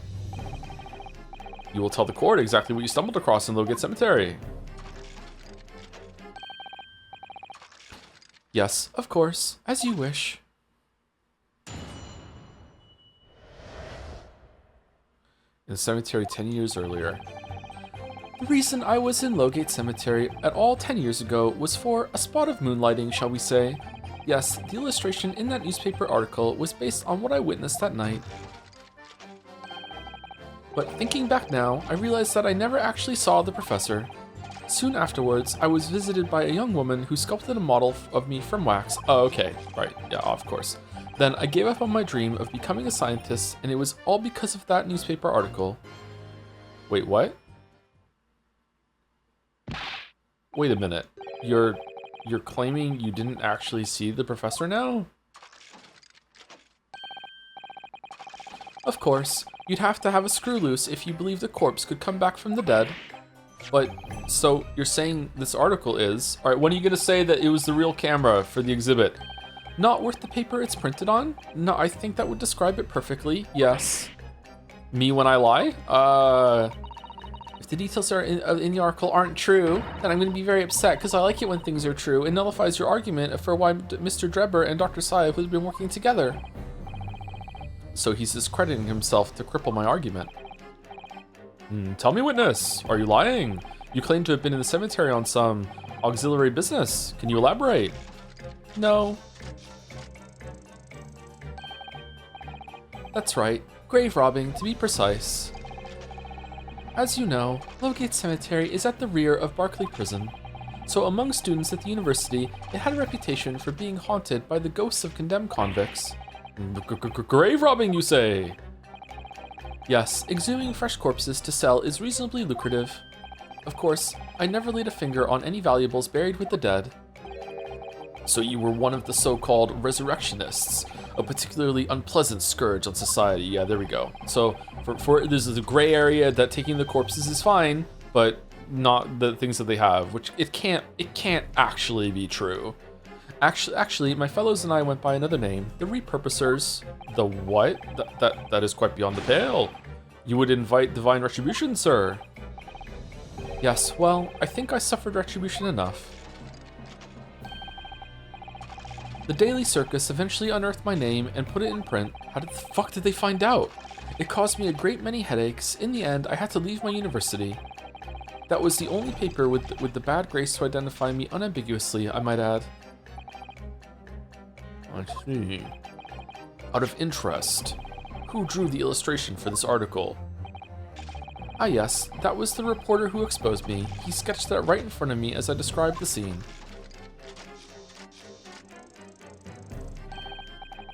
Obviously, as time ticked on, I bitterly regretted what I'd done. Claiming to have seen something I never truly saw. Foolish, very foolish. Wait, why didn't he say ass man? Well, counsel for the defense, you may proceed to the cross-examination now. Oh, wish I could read. At once, my lord. Is he hotter than Sephiroth? Oh no, not even close. What the fuck? Do people think Drebber's hot? Really? Not my type. The reason I was in Logan Cemetery at all 10 years ago was for a spot of moonlighting, shall we say? By moonlighting, you mean grave robbing, do you? Cool. I agree it's a cool design. I just don't think he's hot. Surely you only need to look at the graveyard scene and my appearance to gauge the answer to that. The lantern and spade. Actually, Menzies, it's a shovel, but who on earth would want to buy a dead body? Any major hospital. A hospital? In order to better understand the human body, the study of anatomy is crucial to medical science. But there isn't a hospital in the world that has enough specimens to work with.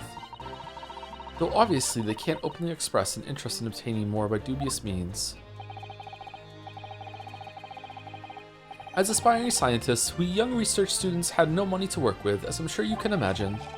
So we made surreptitious arrangements with a hospital via some of our medical student acquaintances. We would never take anything of value from the graves. This was all for the furtherance of science, you see. That's what we told ourselves every time we stole into the graveyard at night, spade in hand. You mean shovel? You realize body snatching is a serious crime. If you were caught, you could expect the gravest of consequences. We students were caught between the hammer and the anvil. We needed funds for research. Professor Hairbrain said exactly the same. Okay, let me go get my tea. Be right back, 1 second. I'm quite speechless at the apparent levity with which you revealed their poor behavior.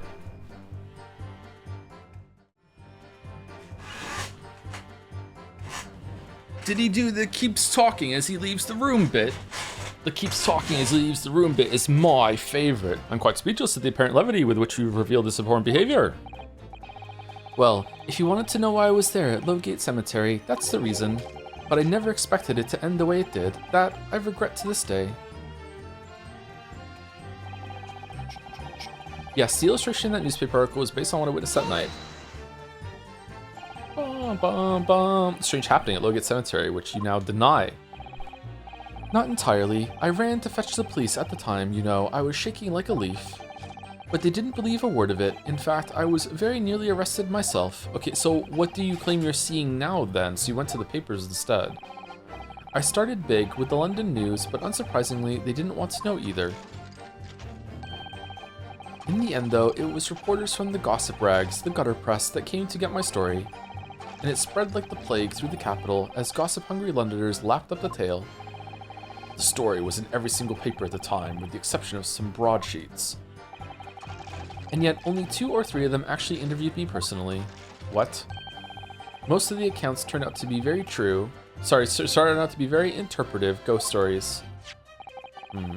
What about the article in the Daily Circus? That particular journalist found me at my dormitory.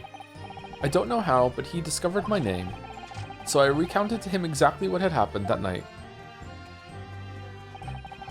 And from your description, he drew this illustration? Precisely, that's how I learned that the condemned man was the infamous professor.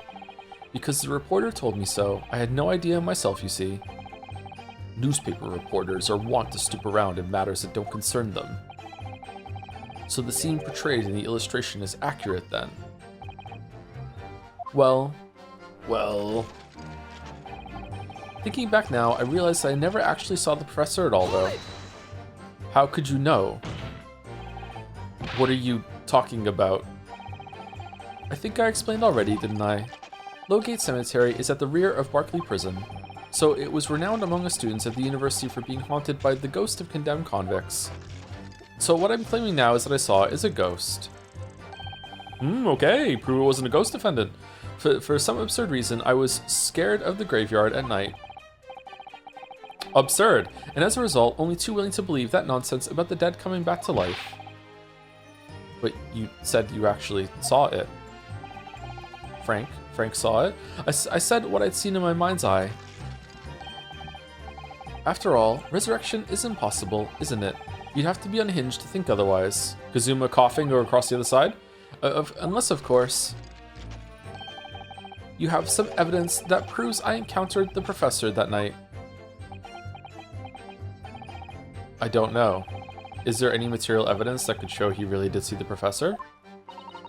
If we have anything at all, Mr. Naruhodo. I know. I need to present it against that irritatingly backtracking statement of his.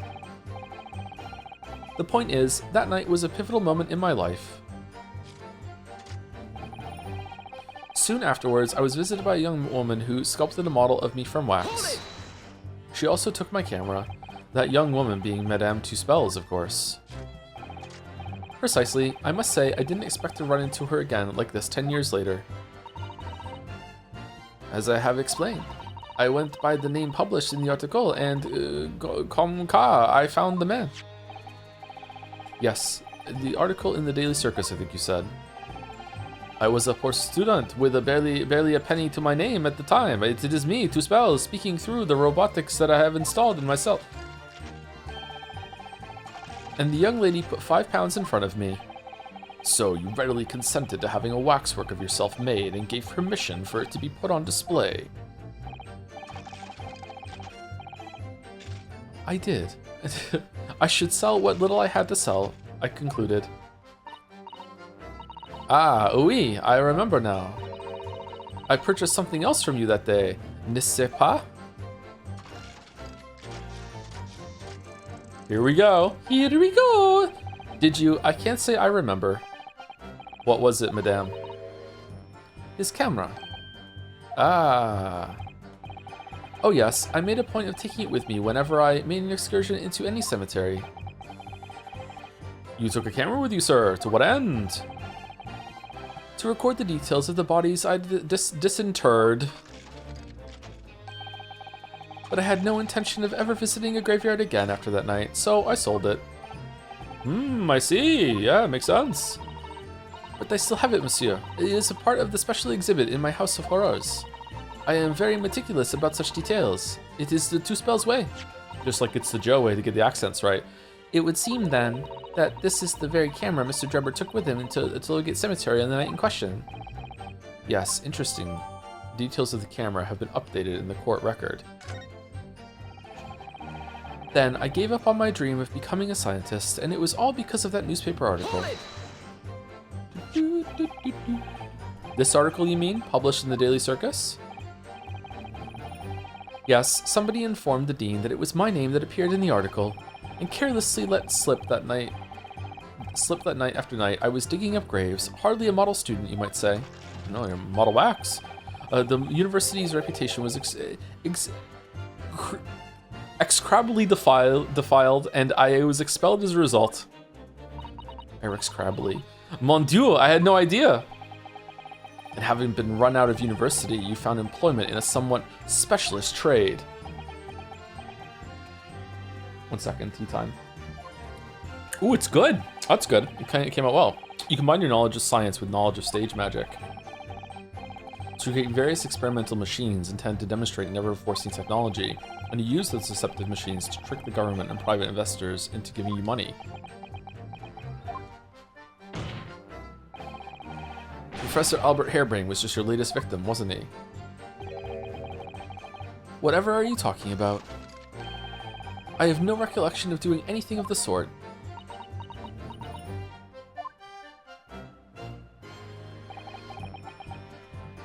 What's Drubber up to? Why would he suddenly change his tune and recant his claim? I wonder if perhaps it's because his circumstances have changed now. What circumstances?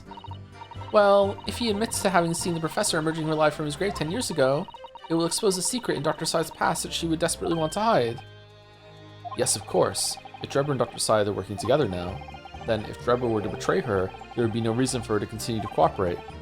And that, well, I can think of a really good reason why she would want to continue to cooperate, Big Mac. It's that, like, what she did is like a huge crime. She has to go down with the ship no matter what. In that case, there's only one way around it. I'll have to prove he really did see it. Prove he really did see the professor's corpse coming back from the dead as he originally claimed. Dude. Yes, Mr. Naruto, exactly. So I'm guessing it's the blood on the camera, but that doesn't really prove that he saw the corpse. It just corroborates the story about the gunshot and everything, right? Okay, I'm gonna guess it's camera on that one. Let's see. From whom would the blood come if not the corpse? It could have been blood from another source, you know? Like he carried the camera a while, right? He had the camera a while, right? Maybe he cut himself when he was using it one day. Like, who knows? Objection. Nope, it's not this one. Show you something about that latest statement. It seems to be odd, doesn't it? Okay. Should read them more carefully. Let's just reload, actually. I thought that was the one that was that it was about the evidence. Reason I was looking at some spot moonlight, should we say? Yes, the illustration was based on what was that night. Thinking back now, I realized I never actually saw the professor at all, though. Soon afterwards, it was visited by a young man who was following a model for wax. Then gave him a dream of a scientist, and it was all because of that newspaper article. Wait, it's not the trophy, is it?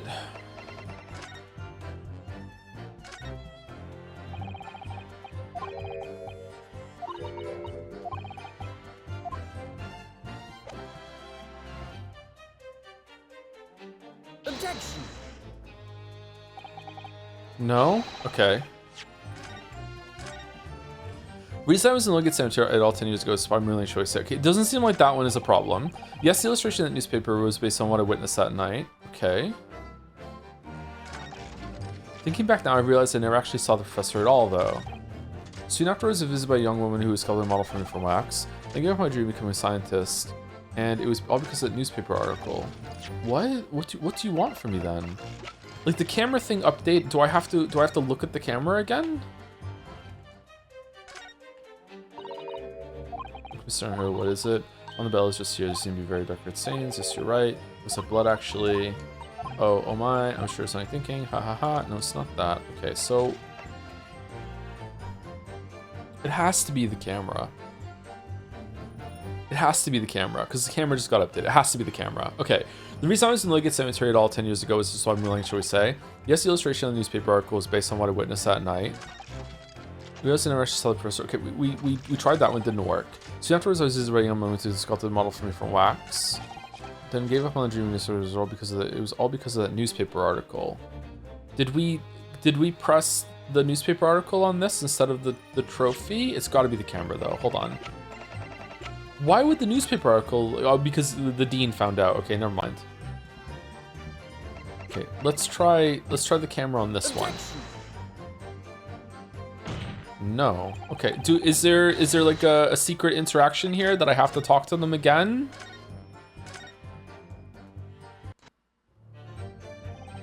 Okay, I really do think it's. I'm just gonna present the camera to every single thing and let's see how it goes. Objection. Nope. Okay, so we did the first three now, didn't we? We did this one. We did this one. All right, so let's do this one. Objection. Nope. It's not the camera. The camera updated. Okay, so we're ahead of it then. So we're not talking about how you did witness the blood or whatever like that. Okay, I have no idea what to do here then. Objection. We didn't do two, I think. I thought I just did two a couple times ago. Did I hit the wrong one by accident? Because it was the third statement or the second statement that looked like it has the most of the camera. Did I make a mistake? I think I've done them all at this point. Objection. Yeah, I did them all. All right, it's not the camera then. That really surprises me. Okay, so what is it then? Something in the newspaper article is wrong. It's not the contents of the newspaper article that you need to talk about, right? It's this little blurb here. Newspaper regarding can tell the eyewitness the alleged resurrection, the presser of his grave on the night of execution. I feel like this is going to be important, but maybe not now. Mr. Drebber's dreadful encounter. Wow, I really thought it was camera on 3. I also thought it was camera on 3, but apparently we're both ahead of the story, what it needs to do. Okay, so the reason I was in Lowgate Cemetery 10 years ago is to spot a moonlight, shall we say. It's definitely not that one. Yes, the illustration in is it? Yes, the illustration newspaper was based on what I witnessed that night. Thinking back now, I realize that I never actually saw the professor at all, though. Okay, so why is he in the picture then? Soon afterwards, he was visited by a young one when he was the Model 3 from Wax. Then he gave up on a dream to become a scientist. It was all because of that newspaper article. Okay, so it's got to be 2 or 3, I think. It's not the camera, and it wasn't the trophy on 5. Let's try it. Okay. Sorry, Mr. Drebber, but I don't believe that. Don't believe what? Your latest claim. You did see the professor on the night 10 years ago. Oh dear, we seem to be at odds, but I was there, and you were not. I know what I didn't see. The illustration with this article was drawn based upon what you told the journalists that you witnessed. A figure emerging from a tomb, wearing an iron mask.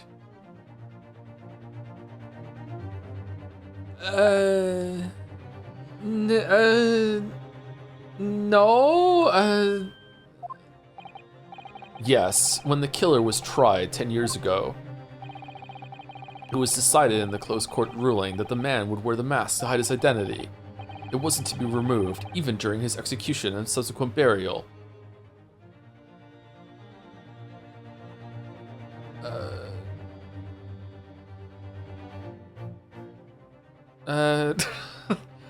How did Tusspells get it off then, or did she take an imprint of a mask? Wait, what? What's going? Not even the prison wardens were to see the man's. Why? Who is this person? But obviously the provision of this mask was not public knowledge. It just looks like a skull to me. I can now that they pointed it out, I can kind of see like the little I don't know what they would be called. These like bolts up here, but it looked like a ghoulish kind of skull rendition of like a zombie coming back from the dead, right? Like, yeah. Okay, what is Tusspells gonna say about this then? So, Mr. Drebber, as you just heard, ugh, a lowly student of the University of London certainly wouldn't have known about the condemned man's mask. So unless you'd actually seen the professor that night, he wouldn't be rotting yet. It's an artist rendition though. It's meant to be eye-catching. It's not a photograph. It's meant to be like I'm like eye-catching, like look, it's a zombie, ghoulish, whatever the fuck, right? It's inconceivable the artist would have included the mask in the illustration.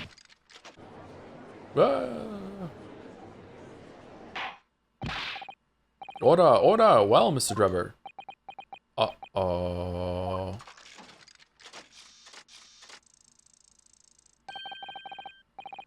It's a vile scene, isn't it? If you look closely. And as I've already been at pains to point out, I was utterly petrified, which is why I had it in my head that I'd seen such a blood-curdling sight.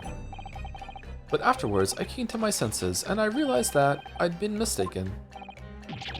You're still saying you didn't see it?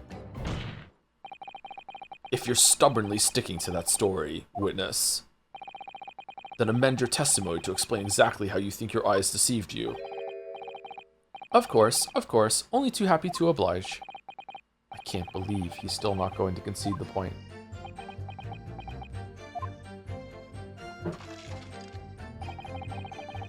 What I in fact witnessed was a fellow grave robber at work. Wait, what? Hold it! A fellow grave robber? What are you talking about? Well, I wasn't the only one busy in the cemetery that night, you know. Other body snatchers were at work. Of course, when I saw one emerging from the hole he dug, my heart very nearly stopped.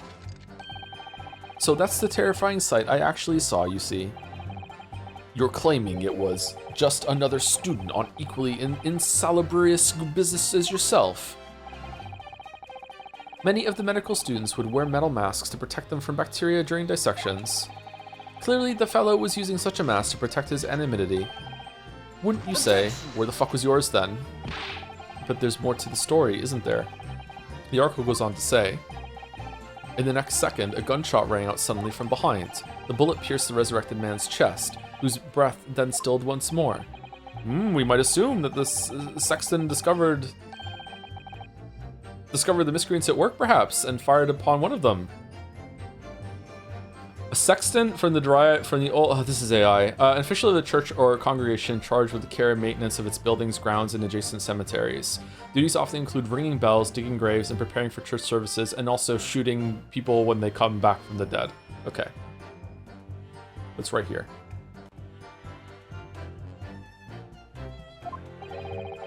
If a gravedigger had shot someone in the cemetery, I think it might have been rather big news, my lord. Yes, well, holy shit, we own the judge. I can only assume it was an embellishment bolted on later by the reporter. An embellishment? As I explained earlier, most of what the papers published about those events was fabricated nonsense. The journalists had a great time fashioning it into a horrifying ghost story. So now you're saying there was no gunshot. That's right, yes, I'm afraid so. Ugh. I mistakenly thought I'd seen a corpse coming back to life and then fled the scene. That's really all that happened. I just like having to go all the way through this again to get the interjection. Strange.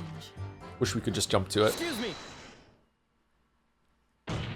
Doesn't take too long though. Madame Tusspells. Don't take it on to Mr. Sholmes. Ooh la la, pardon. I was lost in my thoughts. Would it be fair to say that Mr. Drebber's last remark was significant to you in some way?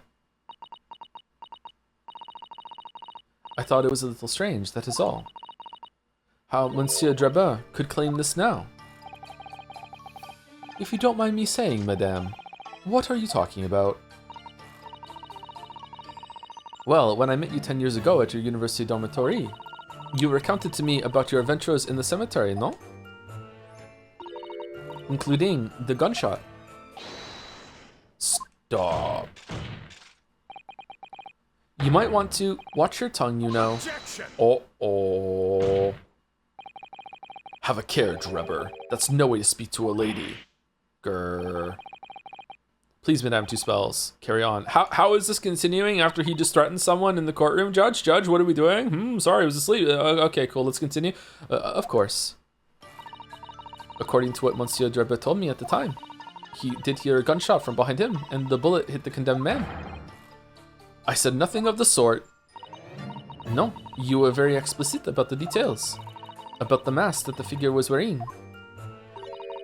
And the blood that spattered over you when he was shot.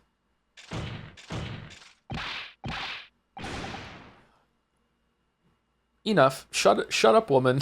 You're making all this up. I can't do angry robot voice. That will do.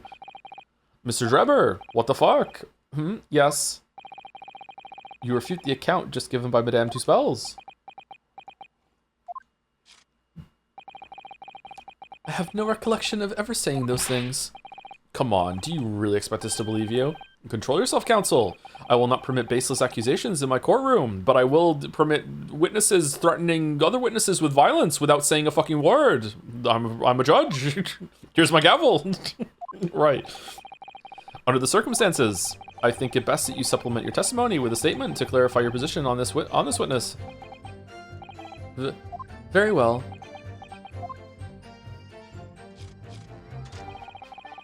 Thank you, ACOG Muffin. Ooh, a cog muffin. For the 5 months? Hey Joe, catching up on the VODs from the start of this case, I've completed these games already, just enjoyed the playthrough, and got to the part about the intent to harm. My 2 cents are just that the point about the convo is that Albert was so caught up in his hypothesis, he forgot someone died, not any intent versus law thing. Do you think so? To me, it felt like he was saying that maybe he was just having a pity party, and he was kind of saying that it doesn't matter what happens, if your actions, indirect or purposeful or not, result in harming someone, you should feel some responsibility about it, which is not the worst thing in the world. Like, if I accidentally hurt someone I didn't really to do it, I would still feel bad, right? I would still want to make that right, even though I technically didn't do anything wrong, legally, ethically, morally, or otherwise, right? I would still feel bad. But like, it wasn't really a harebrained that we were talking about at that point. It's that, you know, it launched into a chat conversation. Thank you, Zordox, for the bits. Playing Wikipedia gotcha and just got a local road I've driven on hundreds of times. Let's go. That's very unlikely. Wow. Have you played the Game of Chance idle game? Don't actually. It's not worth it. Thank you, Acer Sasha, for the 56 months also 2 minutes ago. Thank you very much, Acer Sasha. There was no gunshot from behind me at all, nor any spattering of blood. Okay, so now we're doing the camera. Okay. Yet Madame Tusspells has testified that you told her about both of those details. Not true. I said nothing of the sort. 10 years have passed. Without material evidence to the contrary, you have no grounds on which to question the witness's word. Ah. Tell me, Madame Tusspells. Oui? What exactly did Mr. Drebber say about the blood that apparently spattered on him? Alos, this is what he told me. All of a sudden, he heard a very loud gunshot from behind his back. The bullet hit the figure who was emerging from the tomb in the middle of the chest, in his heart. One dreadful sight after another. Good shot. And since Monsieur Drebber was at the time facing towards the condemned men, the blood sprayed from the wound and spattered on his body. That is what he told me. And that it was super gross. Ah, blood everywhere. I hate it. So not an experience you would ever forget, is it? Precisely, and I didn't forget it because, as I've already said, it never happened in the first place. He's clearly lying. Probably the most realistic interaction between the witnesses in the whole entire series, apart from the threatening and getting away with it, with just my word against yours, fuck you. No, you're lying, I didn't say that. What do you mean? Nah, that didn't happen, bro. If only I had some evidence to prove it. We can't let him win, Mr. Naruhodo. So we mustn't overlook a single detail, no matter how small. Bum, bum, bum. Bum, bum, bum, bum. Hairbrain should 1000 be punished for experimenting on a human, I don't care. I don't know about that. What if like a waiver was signed or anything like that? Like, I feel like science, like rules and protocols, has been written in blood. There's a lot of fucking sacrifices that made to get to where we are, and a lot of risks. Like humans are still pretty fucking crazy, but we were even crazier back in the day. With just like, yo, let's just try it. You know, let's see what happens. Like, space flight is still kind of like that today, right? It's just, whatever. Like, I'm sure there are tons and tons and tons of astronauts that would just be like, fuck it, let's just go to Mars. And they're like, yeah, whatever happens, they'll die of cancer, who gives a fuck? I just want to go. I want to be the first one to do it, you know? Like, absolutely, there would be so many volunteers.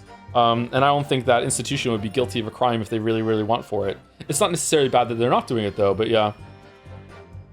Okay, finish my tea, let's go. They should be, though? I disagree, chatter, sorry. Objection. Mr. Drebber, do you remember this camera? But that is the camera from that fateful night. Yes, we borrowed it from the House of Horrors. We just steal shit all the time. It's the camera you took with you to the cemetery that night, Mr. Drebber. And is that supposed to be significant? This kind of camera is rarely seen in our homeland, so my colleague and I were keen to examine it closely. We noticed that the lens extends forwards on the end of some bellows. Like this. What's that? There, just on the bellows. It looks like a dark red stain. Ah. That's right, ketchup. It's a rather conspicuous mark here on the bellows, in fact. Good lord, are you suggesting? Yes, my lord. He was eating french fries in the cemetery. It would appear to be a spatter of blood. Oh, it's blood! Oh, okay. Something that could be confirmed with a simple chemical test. Isn't that right, Dr. Scythe? It would be difficult to determine if it was human blood and not the blood of some animal.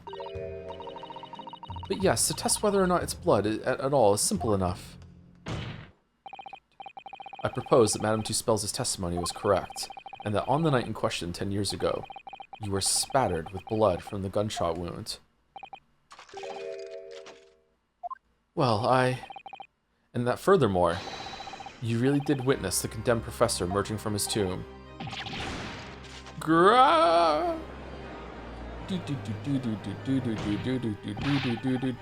There's simply no way you could have forgotten such a traumatic experience.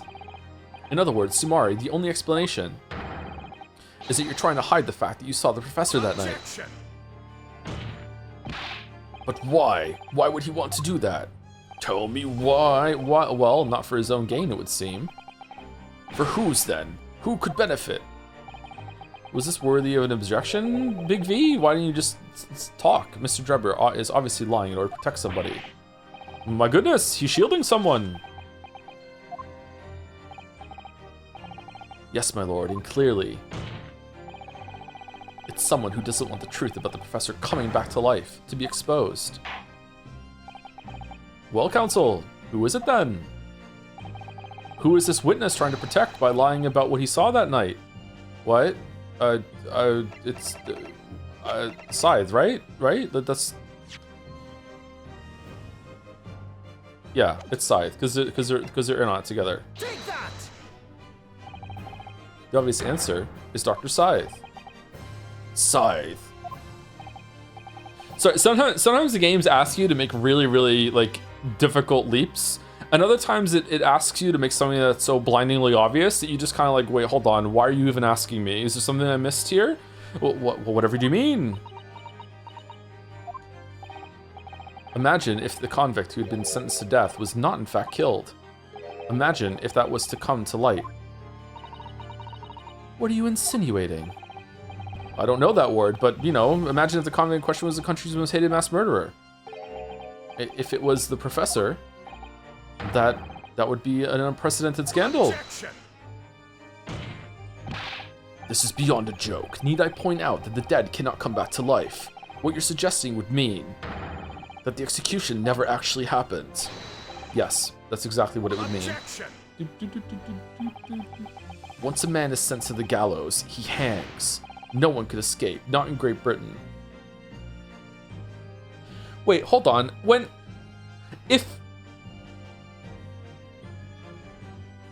Okay, so all this happened with him going to the graveyard before Tusspells got there, so he was killed. Yeah, okay, that's it. Okay, sorry, I was a little confused. I was like, hold on, if this all happened and then he came and robbed, why did he need a lantern? It was already like the sun was rising. So this happened before Tusspells came to the cemetery. So she came after all this happened, after the gun. She didn't notice the gunshot wounds? I guess it was dark and she's only after the face. What about the mask though? How did she take the mask off? Was the mask not on there? Was it a different body? What's going on? Once a man is sent to the gallows, he hangs. No one could escape, not in Great Britain. Objection. Maybe this is just Britain. But the fact is, there was a witness to the fact that the man did escape his hanging. And if that were really true, counsel, the implications of the misconduct would not stop at the supervising coroner. It would taint the honor of the entire judiciary from the ground up. Uh-oh. It's exactly because of those monumental repercussions that Dr. Scythe would consent to any demand made of her by someone who threatened to expose the secret, even if that meant being complicit in a crime. You mean? I mean that Dr. Scythe wasn't collaborating on Mr. Drebber's wicked scheme. She was coerced into collaborating in order to protect her decade-old secret. She switched the dead body of Mr. Assman with a waxwork model and fabricated the autopsy report. How? Whoa! Lord Van Zeeks? Here in front of everyone? Yes. Pray forgive my freshly filled hallowed chalice, and a whole raft of other discourtesies now. Oh, you're forgiven. Goodness me, even I'm turned on. It's just the sort of tall tale Londoners would enjoy, I grant you. An executed killer rising from the dead, a Scotland Yard cover-up, a conspiracy at the highest levels. So let me ask you one thing. What's that? If the condemned man really did emerge from his tomb that night, only to be shot in the chest, who pulled the trigger and dispose of him forever. I don't fucking know. This is not my burden. Fuck you. I don't have to explain. I'm fucking Battler. Come in and tell him. Yeah, here we go. Well, I have no idea at the moment. We have too little information to work on that out at present, I think. I couldn't agree more. The Old Bailey is no place for wild fantasies. I think we kind of supported everything pretty well, though, so far. Big V, are you sure? And have you considered this, my learned Nipponese friend? Considered what? Do you realize just what a dangerous endeavor it would be to coerce this woman into such criminal activity? It's tantamount to declaring war on the entire British police force and judiciary. Quite. Hard to imagine any sum of money being offered for research could warrant it. To rely on some stage deception when so much is at stake would be madness. Well, I suppose. And this was no petty crime either. The victim was murdered. A man who'd already invested money in the venture and would be instrumental in future profits too. Yes, I had no reason to kill Mr. Assman at all. Or are you forgetting that his death results in me receiving not a single penny? The court is already aware of the contract between myself and the victim, no. There is the contract, that's very true. Yes, that's so true. The motive for this case runs deep, though. I can feel it. Using threats to force the head of the forensic investigation team to cooperate is extreme, especially for a government grant he had no guarantee of receiving in the first place. This has nothing to do with the government grant. I actually don't know what this is about. Assman, okay, I'm a little annoyed that yesterday it said that it wouldn't let me say that Assman was an accomplice, because he clearly is. Like, they know each other. Like, he's the reporter that did the interview, right? So they've known each other for a long time. Unless it's a different Assman, get fucked, Joe. Like, I don't know. Why are they doing this? Well, this is a murder trial. You can't actually be an accessory to your own murder. Sure you can. If the research grant was the aim, taking Mr. Assman's life would have made no sense anyway. I actually don't know. I don't know why they did this. Which means Mr. Drebber's motive wasn't money at all. He was just trying to kill Mr. Assman. But why? What was his motive then? Time is up, my learned friend.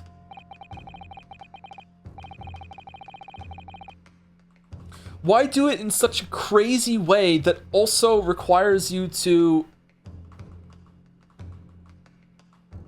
blackmail the coroner via a specific wax model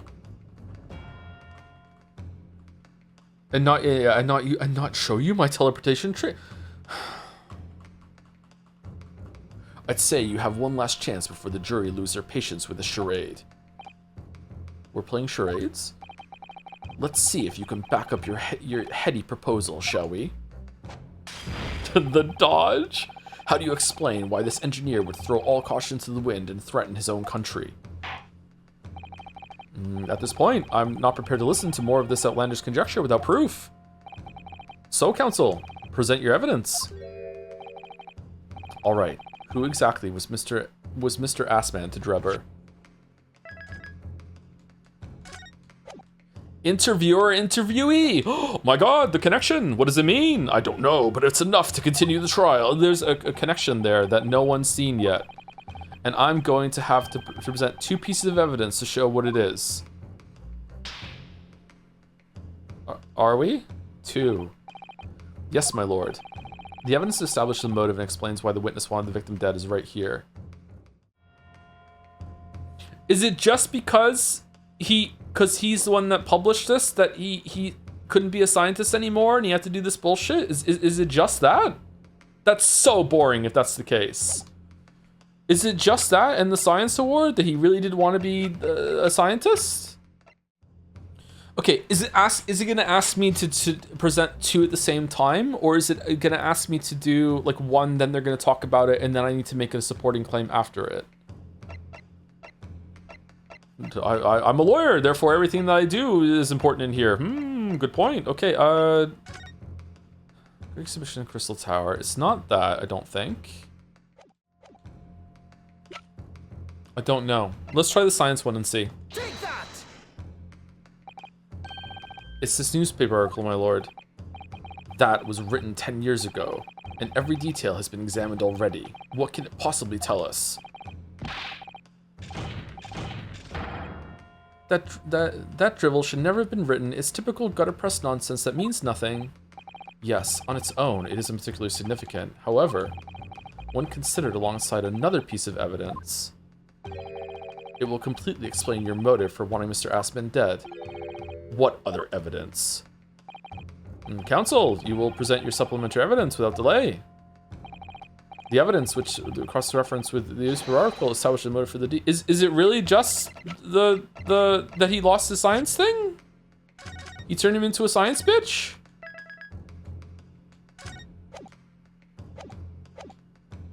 Take that! I think it's fair to say that after your presentation of evidence, counsel, we have only half the story. That's right, my lord. Which is why I just presented another piece of evidence to complete it. This is wrong. Clearly, my learned friend only had half an education, and irony wasn't included on the syllabus. So let me put this whole word zero. So okay. So I'm sorry. What do you want me to do then?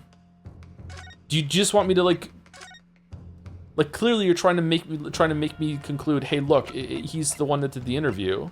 Is it just the signature?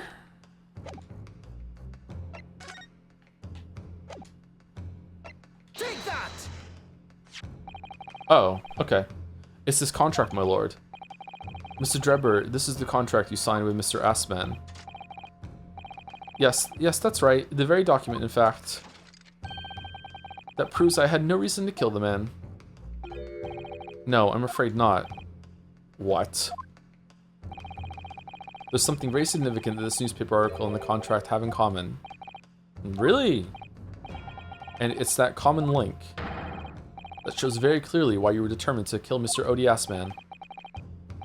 It seems the defense has uncovered something the rest of us have missed. Okay, this is kind of stupid.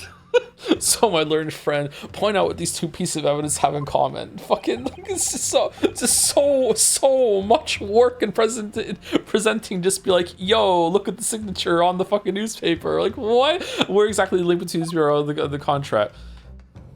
Take that! What these two pieces of evidence have in common is a signature. A signature? The signature on the illustration that accompanies the 10-year-old article and the signature on the contract belong to the same person. What? As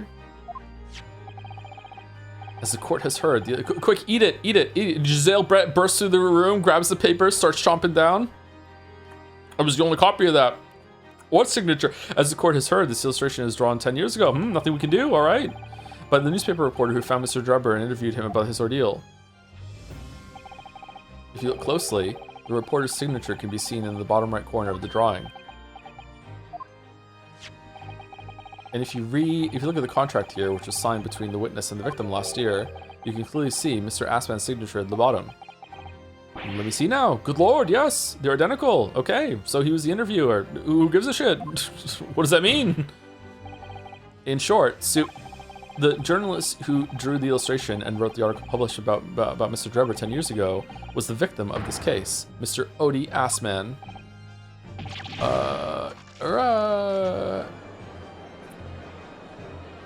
Objection! But explain to the court why. Why would that constitute a motive for the witness to murder Assman? Well, if you think back, you'll remember that Mr. Drebber talked about that article in his testimony. Grave robbing, you say? Yes, exhuming fresh corpses to sell is reasonably lucrative. That is quite beyond the pale. You would invite divine retribution, sir? Yes, well, I think I suffered retribution enough. The Daily Circus eventually unearthed my name and put it in print. It caused me a great many headaches. In the end, I had to leave the university. That was the only paper with the bad grace to identify me unambiguously, I might add. Then I gave up on my dream of becoming a scientist, and it was all because of that newspaper article. So 10 years later, I killed him.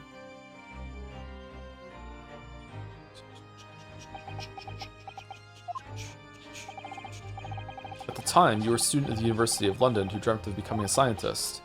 However, this single newspaper article changed your entire life. So Mr. Assman used to be a newspaper journalist, did he? He did, my lord. In fact, it's a widely held belief that Assman managed to position himself at the heart of his criminal network, thanks to the many dubious connections he made during his time as a reporter. So you had to give up on your dream and leave university. You lost everything. Eventually, you found yourself working in the field of science, but only in the shadows. And all because of that article, written by Mr. Assman. Enough.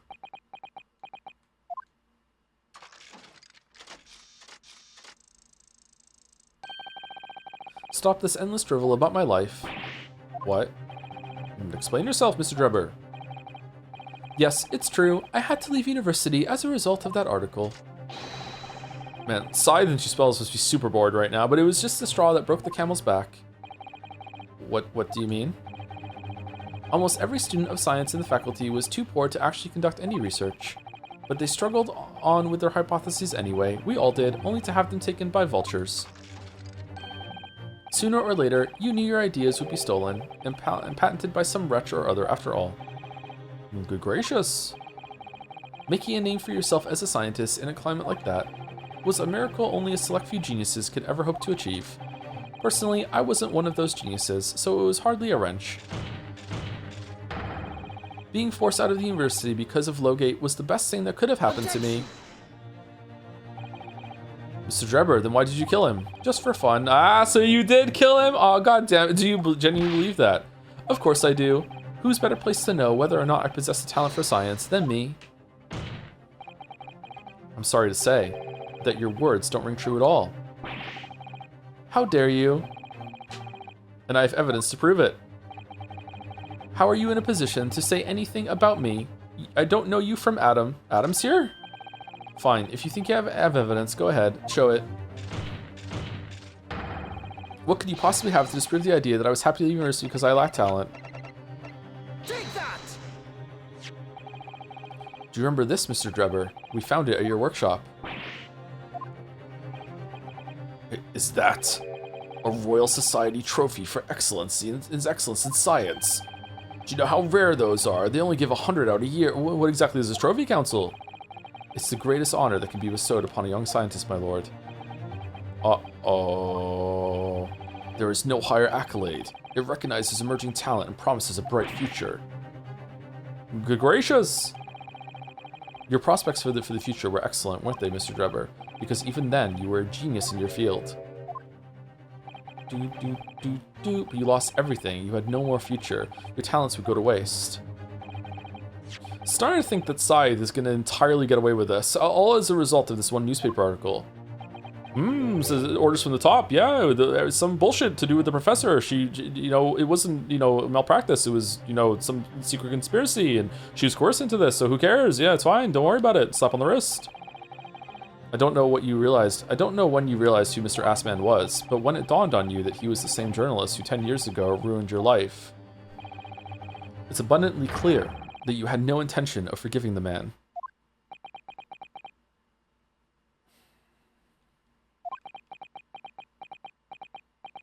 So you stole a wax model and then hid it in a balloon in order to make it so that it looked like a teleporter malfunction, but the teleporter still worked.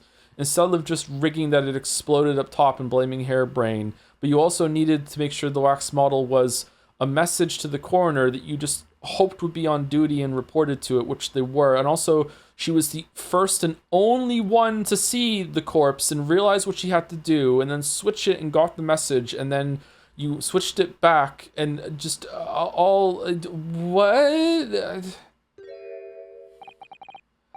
The truth is, finally, he's going to fold.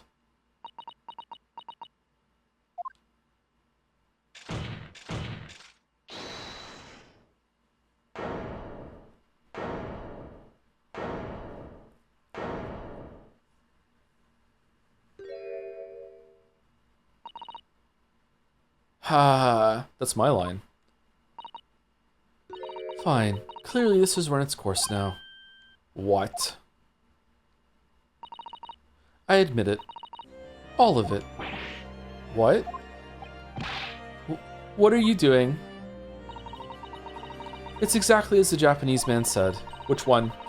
I was coerced into going along with this man's plot to murder the victim on the condition that he kept my dirty secret from 10 years ago.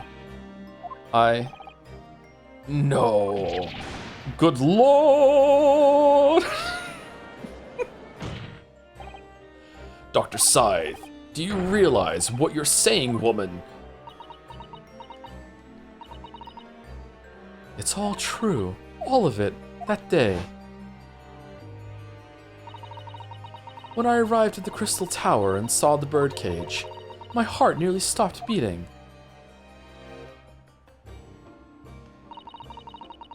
That memory from a decade ago that I'd done my best to bury deep inside myself.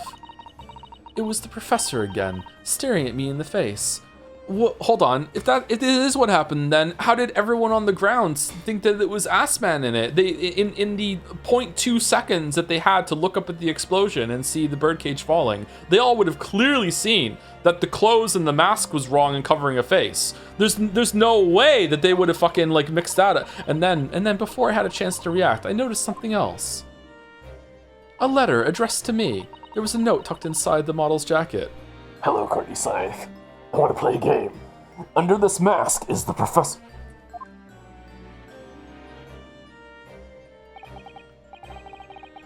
Dr. Scythe, you will go along with my plan.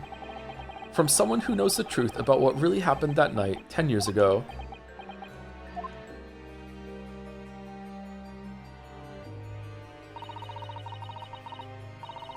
All the instructions were there in the note. Every detail was meticulously written out. I had no choice but to do what it said. What do you mean all the instructions were meticulously... What? I made the necessary alterations to the scene and fabricated the OPSI report as instructed. How? How did you do this by yourself? There was really no other choice. It had to be done to protect the judiciary. Sure. I can only apologize now. All the instructions were on the task. Fucking Alex Horn is there coordinating it all. All the instructions are on the task site. I fucking hate you, you know that? Why on earth would you buckle now? Well, there's no point trying to hide it anymore, is there? I would have done anything to stop it coming out, even collaborate in a murder. But the great lie about that execution 10 years ago has been exposed. Whatever happens, I'm finished. So then, Mr. Drebber, what do you say to that? Your accomplice has admitted everything.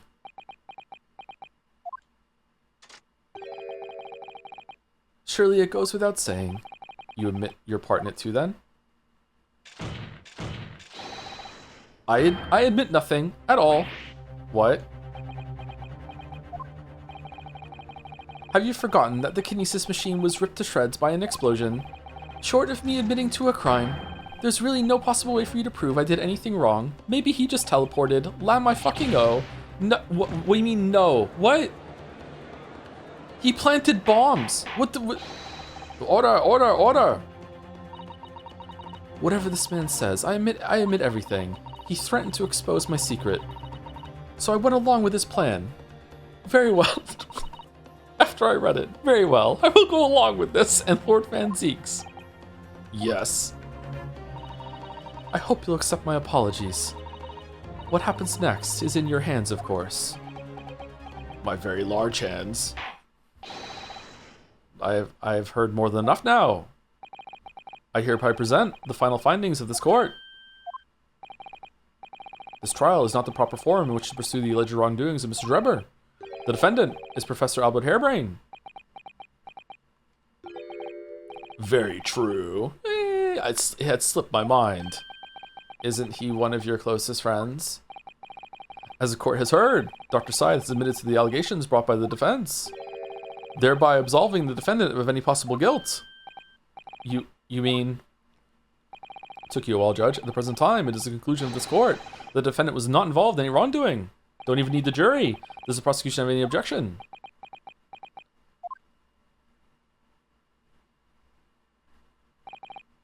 None, my lord. And then Kazuma rips off the mask and says, I do, and launches into 2 hours of bullshit. Oh, congratulations, Mr. Naruhodo. You've proven Professor Hairbrain's innocence. Without further ado then, the adjudication. Unless the prosecution or defense have any other matters to discuss.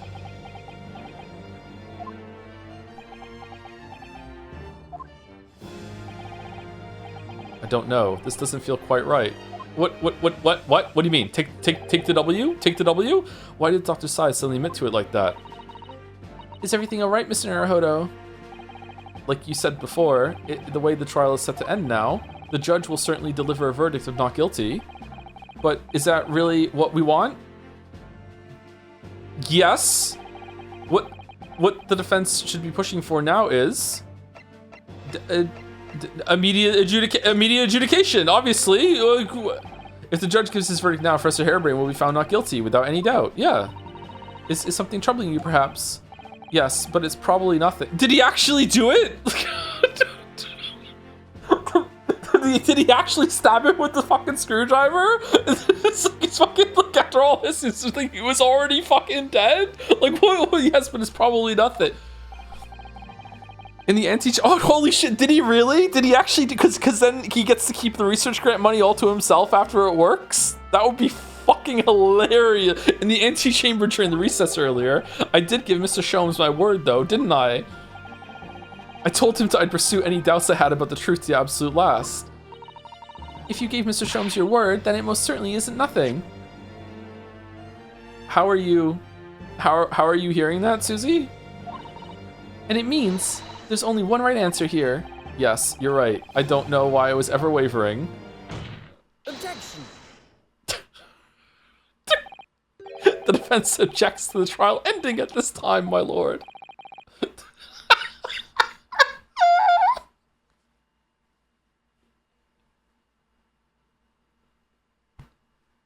Oh, I beg your pardon.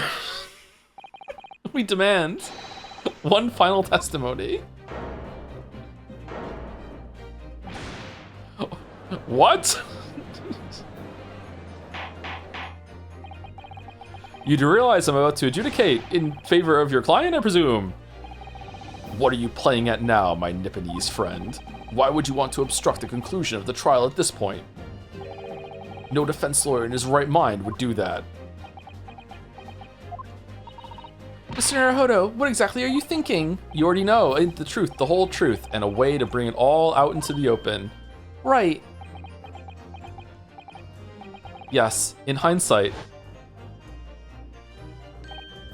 Yes, one word of warning before I go. If, in the course of the trial this afternoon, you perceive even a shadow of doubt about the truth, don't let it out of your sight. Pursue it like a dog with a bone. Okay, Ryu, Sholmes thought a bomb was an anti-gravity machine and concluded that Kazuma was dead when he wasn't, and thought someone was eating soap. What else did he think? Did fucking, like, oh my god, no.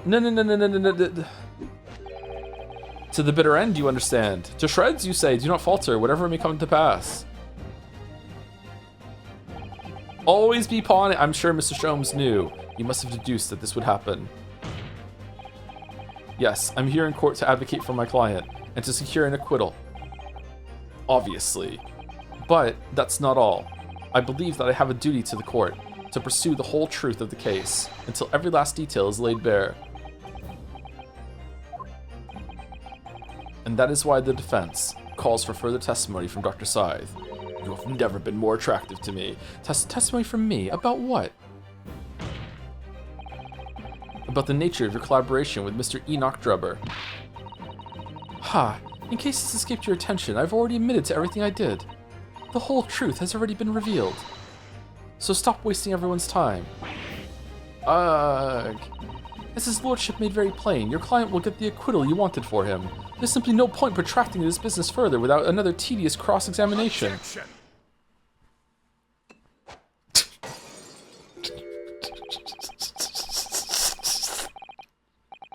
Pray forgive my careless handling of that hallowed bottle. I slipped. That's what you call it? What is your objection, Lord Van Zeeks? The prosecution. also calls for supplementary testimony from the witness. Don't be stupid. Tusspells is just having a good time. If there is more to this case than is yet to come to light, then I will join my learned friend in pursuing the facts until the bitter end. You'll what? Lord Van Zeek-san. This is most irregular, to say the least. However, as the prosecution also calls for it, I will uphold the request. Dr. Scythe, you will testify for the court. Explain the full extent of your involvement in the murder apparently committed by Mr. Drebber. Very well. I will go along with this.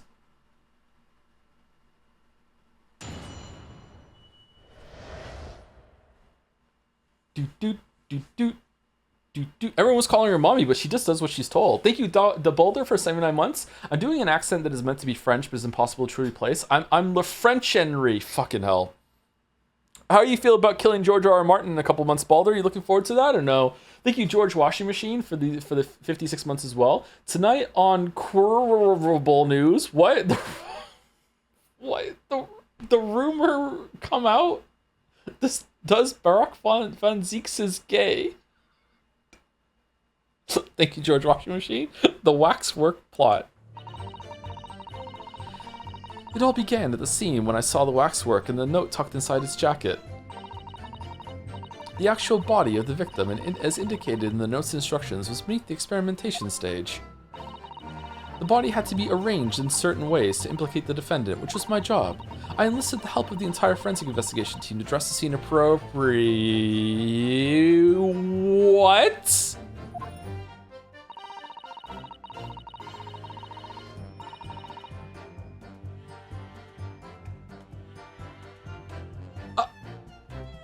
I'm sorry, this is too far, even for Ace Attorney. I'm sorry. That's too far. There's no way. What? That's too ridiculous. What? The truth about the execution 10 years ago is a state secret, the highest level. I had to protect it. Is it for me? Yes. That is too far. Like fucking like the bottle that Van Zeek threw over his head. This disbelief is fucking shattered. Okay, suspension is gone, man. It's too far. I can't believe I'm getting question marks. What? Okay, so I was right. The stage and the machine were all specially designed for the deception. So it seems, and all meticulously prepared. You did well to see through it. You're a very shrewd boy. Oh yeah? So kind of you to say. And what about this autopsy report then? All I did was record the location of the body as being in the Crystal Tower instead of under the stage. That's all? Well, that's a terrible corruption. Only my team were aware of the deceit, and then only under my explicit instructions. Nobody else at Scotland Yard knew anything about it, I assure you. Well, except for the policeman that we had to bribe when the forensic team went there. And also Gregson, because he was there too. And also Gregson's assistant, Lestrade, she had to know too. Also, Toby, the puppy, was also there at that point, but Lestrade hadn't found there. Oh, and also all the guards that were investigating in security after someone was killed at the exhibition, they also knew. Also, Strongheart also knew about this too, and Strongheart reports to everyone and made sure everyone was keeping their mouth shut. The judge has known this whole time as well. Also, the Queen also received the report. The Queen knew too. But just those. No, nobody else. Van Zeeks and just Van Zeeks and Naruto. You guys didn't know. Susie knew. Nobody else in Scotland knew anything about it, I assure you. We must be thankful for small mercies, I suppose. Small mercies, yeah, okay. Well, I believe that testimony has clarified everything. Has it? There's no particular need for cross-examination, I would say. No, I disagree. I can't shake the feeling that something's wrong. Just look at that expression on Dr. Scythe's face. Yeah, I know. It's the defense's right to cross-examine any witness following testimony. What is it about you Japanese that makes you all so doggedly persistent? I know, it's so annoying. Very well. If you so desire, counsel, proceed with the cross-examination. Yes, my lord.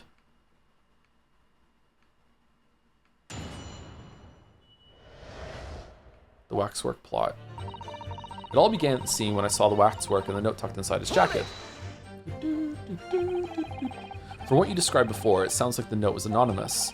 Did you have any idea who was behind it? There are very few people in the know about what really happened 10 years ago to start with. But anyway, I'd never heard of this engineer. So no, I had no idea. Yet despite not knowing who was behind the plan, you went along with it. I had no choice. Protecting the professor's secret was my only concern. But the horse is bolted now, and the stable door will never shut again.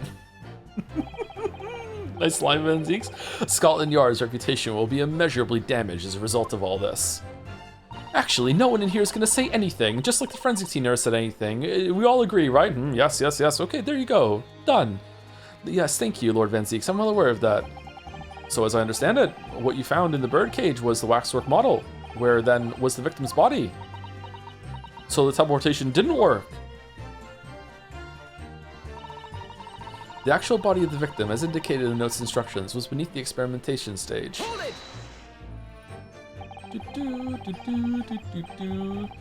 Isn't it like the most normal thing ever that a high-ranking official can force people below them to be complicit in a crime? No. Not when it comes to covering up a murder? No. I don't think so. But okay.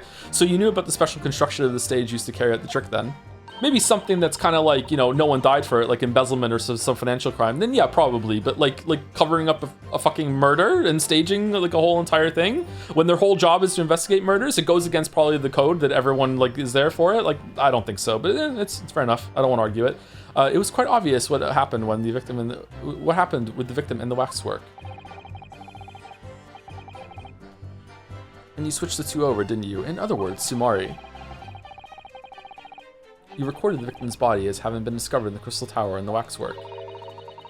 I wrapped it and sent it by carriage to the specified address at the specified time. And why were you given such directions? Presumably so it could be recovered by Drebber and returned to Madame Tusspells. I see, and then you put the birdcage back on the experimentation stage. Joe is so innocent sometimes. I really don't think so in this case, Chatter, but I really don't want to fight again after yesterday. This is absolutely ridiculous. I do not think this passes any amount of plausibility or smell test, even in the ridiculousness area that this series is. I honestly cannot believe anyone would think otherwise, but like I really don't want to argue. I've said my piece. Say whatever you want in chat now, and there we go. We're done. Yes, although someone obviously made a mistake about which cage should go where. I thought I made it perfectly clear to the team, but still.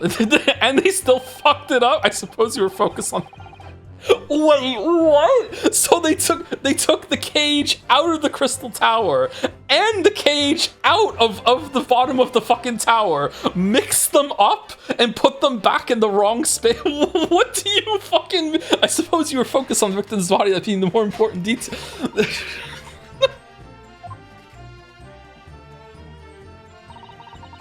The body had to be arranged in certain ways to implicate the defendant, which was my job. When you say arranged, I presume you mean with this. Yes, the instructions in the engineer's note said something along the lines of, fabricate some evidence to make it clear that Hairbrain alone could have killed Assman. Okay, how did it get back on top of the tower then? We did, correct me if I'm wrong, chat, but we did find the screwdriver on top of the tower, right? It was around where the platform falls out, right? I think? Maybe they planted it there afterwards to make it look like Hairbrain did it, I guess? Okay. Primary evidence to make it clear that Hairbrain alone could have killed Assman. Yeah, I guess it must have been. That's how it got there. Okay, that makes sense. So you mean that was your doing? I fetched Hairbrain's ridiculous screwdriver from the stage and took it with me, alone, to the abyss under the stage where the birdcage had fallen. Alone, Doctor? I didn't feel it would be appropriate to involve anybody else in that particular part of the deception.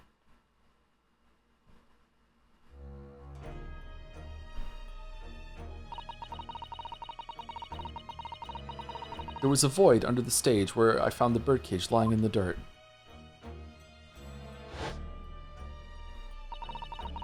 I approached it, leaned down, and slowly opened it up. This is a Danganronpa bit right now, holy shit. Then, I took the screwdriver in both hands and plunged it into the man's chest, accidentally killing him because I thought he was dead and he wasn't. How do you know? Well, the autopsy report says that he was killed by a screwdriver. My god, you're right! And you noted that in your fake autopsy report as a fictitious cause of death. Exactly. So, the actual cause of death was... trauma resulting from the 30-foot drop. My word.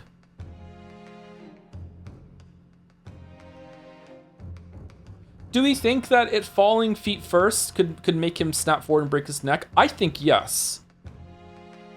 Like people break their necks when they're in car crashes, don't they? Like they're in a seatbelt and they snap forward and they can break their neck, right?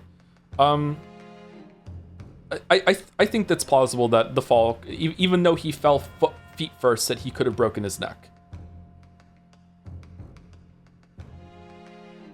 My word. What is it, Miss Susato? Something about Dr. Sai's last statement is playing on my mind, that's all. Oh, was he actually not dead? Did she make a mistake? Yes, mine too. Dr. Scythe. There's really no need to shout. I can hear you perfectly well.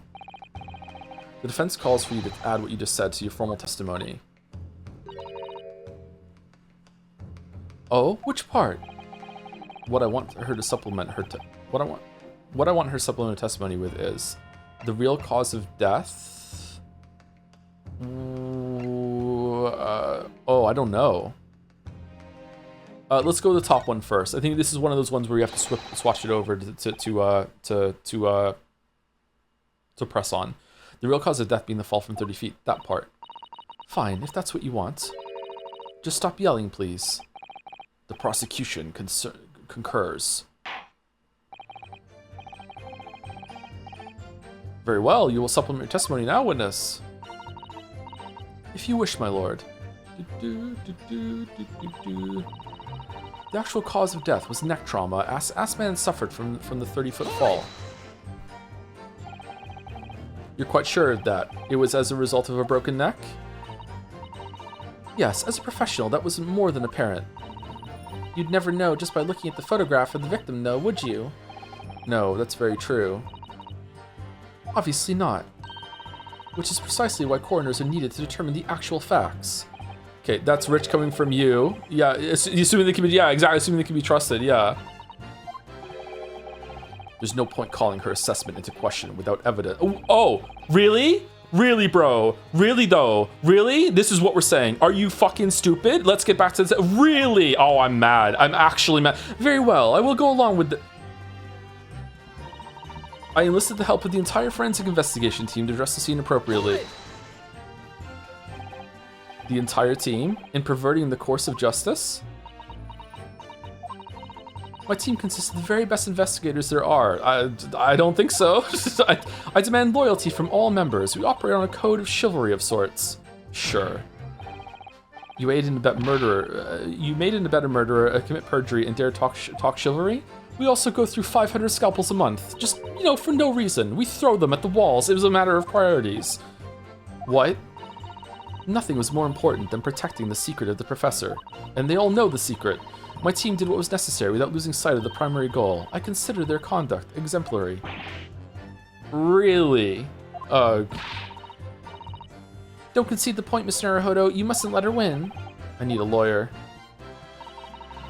I'll take that silence as tacit acceptance. Now, can we move on? The truth about the execution 10 years ago is a state secret at the highest level. I had to protect it. But at what cost? Faith in Scotland Yard is going to suffer a terrible blow as a result of this. And your precious secret is out now anyway. Yeah, dumbasses, I didn't think I'd get caught. Yes, as you say. And I take full responsibility. Blow me down. Dr. Scythe! Oh shit, you're here. Surely there was some other way you could have protected the secret. No, there really wasn't. I've done my utmost, believe me. In many ways, I respect your determination. Phew, I nearly froze under that cold... Oh, sorry, we are nearly frozen under that cold stare. She said that. I do believe she was being genuine, though, Mr. Naruhodo.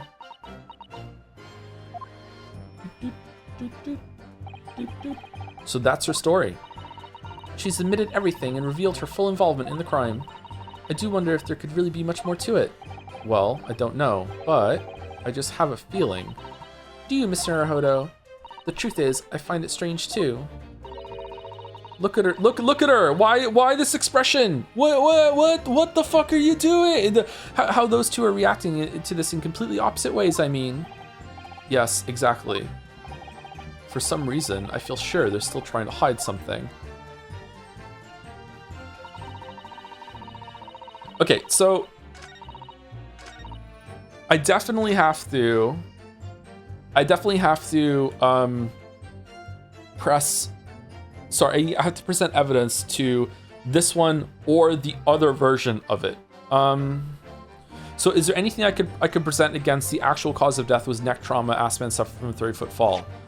I don't know how can I possibly disagree with her?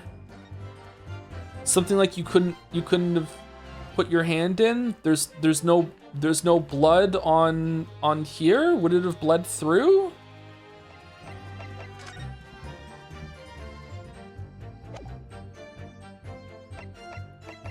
Okay, let's switch it back over and see what she says to the other one. Hold it!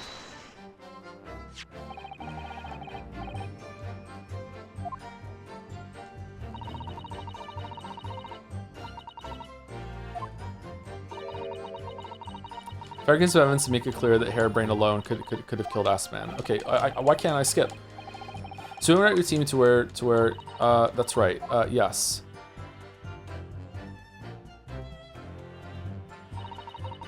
I leaned down over the birdcage and opened it up. Then I took the screwdriver in both hands and plunged it into the man's chest.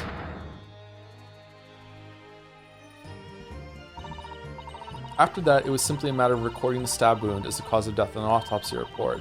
Is the cage broken and can't be opened up? The real cause of death being the fall, of course. I'm sure there's something here in this testimony. You know, if you think it would be appropriate, I'm sure you could ask Dr. Side to change the supplementary testimony she gave before. What should I ask her to do with the statement she added? Have her change it. Okay, let's have her change it. Yeah, okay. Dr. Scythe, what you said before about what you did to the victim's body, I believe that may be significant, so could you change your supplementary statement to explain that instead? Very well. I stood over the victim's corpse where it lay in the toppled cage and plunged the screwdriver into the chest. So it was you who stabbed Assman with this? Yes, far easier than dissection, I assure you. No precision required. What a welcome change. The victim died instantly from a snapped neck. All I did was carry out the instructions I've been given. As unflinching as ever, no doubt. I imagine you didn't bat an eyelid when you drove the weapon into his body. There was no need to bat my eyelids. And what else did you do to twist the facts? Remind the court, why don't you? If you wish. Let's stop these horrors are just inappropriate. So the victim's body would lay in the top of the cage of the chest. Okay, so I don't know what to do. Fuck. I have no idea. Would it still bleed that much? With after I think yes, right? Like he wasn't dead for that long. Oh, hold on. How long have you been dead for? I think he would still bleed, right? Is it that the door couldn't open? Should there be like blood somewhere on this thing? Oh, there's no blood on the there's no blood on the seatbelt thing. Is that just a mistake? Can this door open?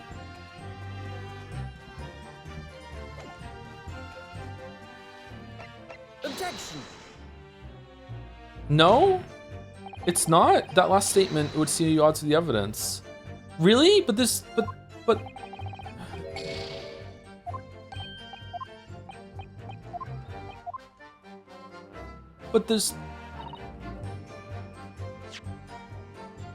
but there's no blood on it.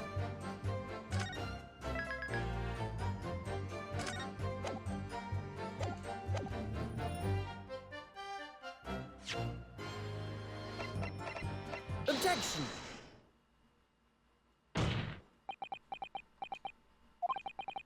I've got a nasty feeling that this inconsistency points to an extremely uncomfortable truth.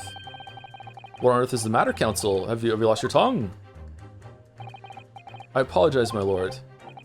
Dr. Side, in the last statement of yours, there's just one point that seems to defy explanation. Out with it, my learned friend. There's an obvious inconsistency between your description and this photograph, which shows the victim in the birdcage following the events that led to his death. Objection! The court has already examined that photograph in depth. There's nothing new we can learn from it. Yes, we have already considered it. That's true. Okay, I think it's because there's no blood on it, and I just had to do the photograph instead of the cage. But what if that's not the case, and I've got the right one, but I don't have the right reason? Shit. We now know the facts, but now we know the facts to be different. What do you mean? I believe we should let the defense explain. Where in this photograph would we see the alleged inconsistency with the witness statement? I'm gonna go with saving it because I'm a little bitch. 1 second.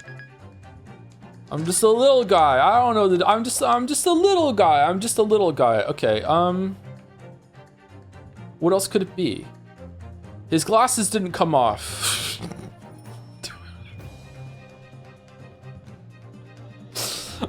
I think it's the blood on the buckle. I'm going with that because that's why I picked the photograph. Let's see. Take that! Look closely at the bloodstain on the victim's chest. It clearly extends in a downwards direction towards the man's feet. Yeah, that's what I meant. That's what I meant. And why is that significant, Counselor? Yeah, the blood dripped. Yeah, that's why. Yeah. The victim was stabbed moments before if the victim was stabbed moments before the kinesis machine was set in motion, that's entirely expected. Of course. No, that's not what happened. Exactly, my lord.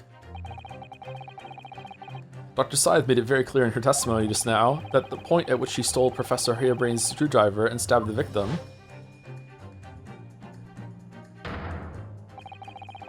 was after the grand deception was set in motion, when the birdcage had fallen below the stage out of sight. From the shape of it, it's clear that the birdcage would have fallen on its side after the 30-foot drop. And if the victim had really been stabbed whilst inside the birdcage in that position, this music is amazing. What the fuck? Is this the first time we've heard this track? The blood from the wound would have spread out equally in all directions.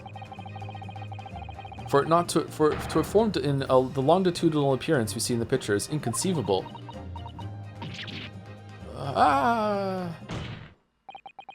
Given that the victim's blood seeped vertically downwards from the wound, it must be the case that when you stabbed Mr. Assman, he was standing up. In short, suit Dr. Scythe, your latest testimony was a total fabrication. Okay, are you guys just protecting Harebrain because the machine actually works? Well, you see, I did have this whole elaborate plan in order to kill Assman for ruining my life, but then the unthinkable happened. The machine actually fucking worked, but now I have set in motion a murder, and now he's gonna go down for it, so I don't know what to fucking do. I knew it, I was right. Yes, you see, I was also called in. It's fucking miraculous, the technology we could have at our disposal now in Great Britain. Instant teleportation, it had to be protected. Now I've identified that contradiction. There's only one way to explain the facts. We've all been under a great misapprehension here. What? What sort of misapprehension? Dr. Scythe. You claim you were coerced into helping Mr. Drebber as a result of the note he left in the Waxwork. You claim that you made changes to the scene of the crime to implicate the defendant, and you claim that you authored a fake autopsy report to cover your tracks. In fact, it was the other way around. You coerced him to help you! But one of those claims is an out-and-out lie. Oh yeah, which one?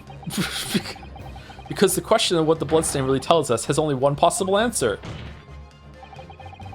What? If that is the case, what is it, man? Counsel, you've clearly struck upon a revelation. Now tell the court what it is. Which part of Dr. Scythe's story is shown to be a lie by the contradictory testimony?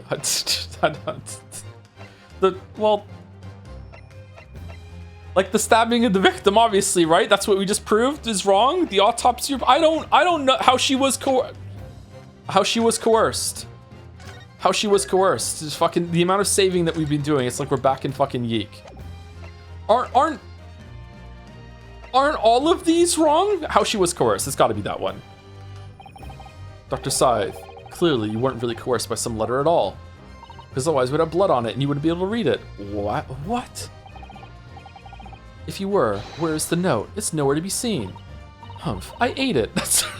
That's as may be. So why don't you present it to the court if the assertion vexes you? Obviously, I've already disposed of it, and I'm not vexed in the slightest. I'm not owned at all. Counsel, need I remind you that it was you yourself who established a coercion? Ah, I'm afraid that little cry is insufficient recompense for such a blunder. Oh, that was wrong? I shall have to penalize you. Feeling vexed, my Nipponese friend? Come over here, I'll vex you some more. Very. But there's no question the coroner's testimony was built on a tremendous lie. Okay, the stabbing of the victim. But we just kind of, the answer is very simple if you consider the sequence of events. If when the victim was stabbed, the blood from the wound seeped downwards as it did, we can be sure that the victim must have been either sitting or standing upright at the time. Yeah, we just went over that. Why do you want me to say it again?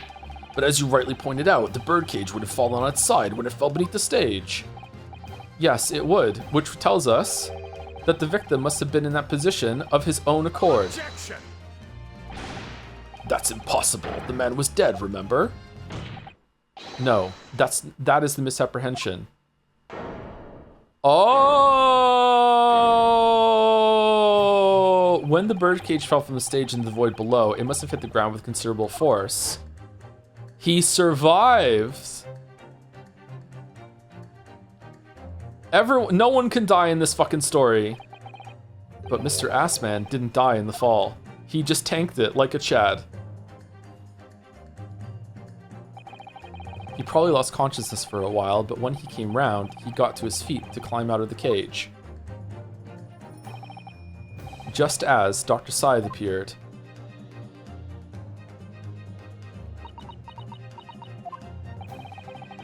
If the victim was in fact alive at that point in time, it changes everything.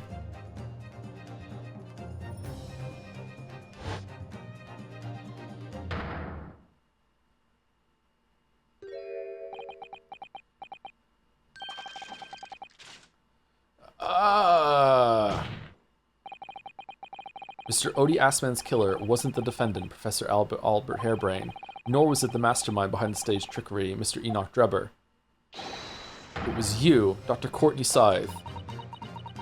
Grr. Ah!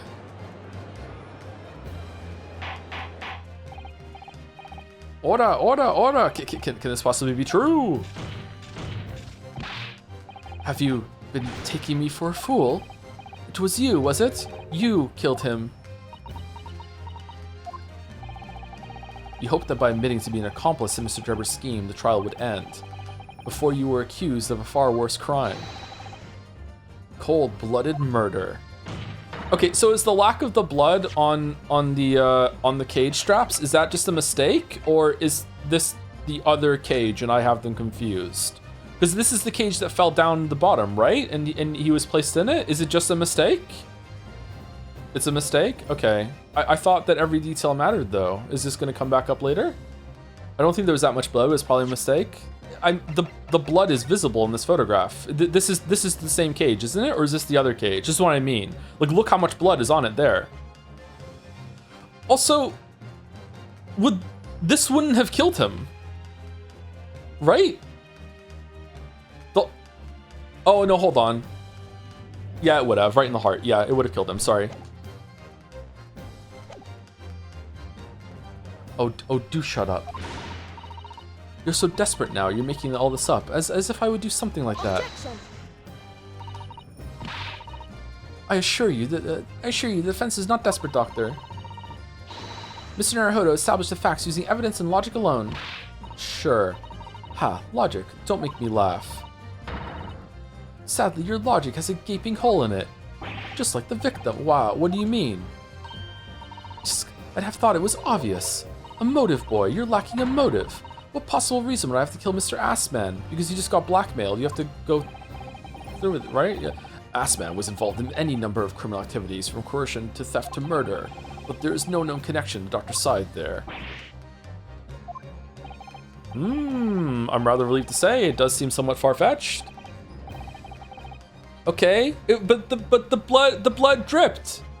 If the blood dripped, you must acquit. What the fuck are you talking about? True, there's no obvious motive, but there's still something in the back of my mind. What and like make all of her underlings work at fucking like fabricating the scene go to waste? Of course she had to do it. I feel like I've seen something somewhere that hints why the coroner might have done this. Yes, I might have tampered with the crime scene and concocted a fake report, but murdering someone for no reason, no reason, is a very different story.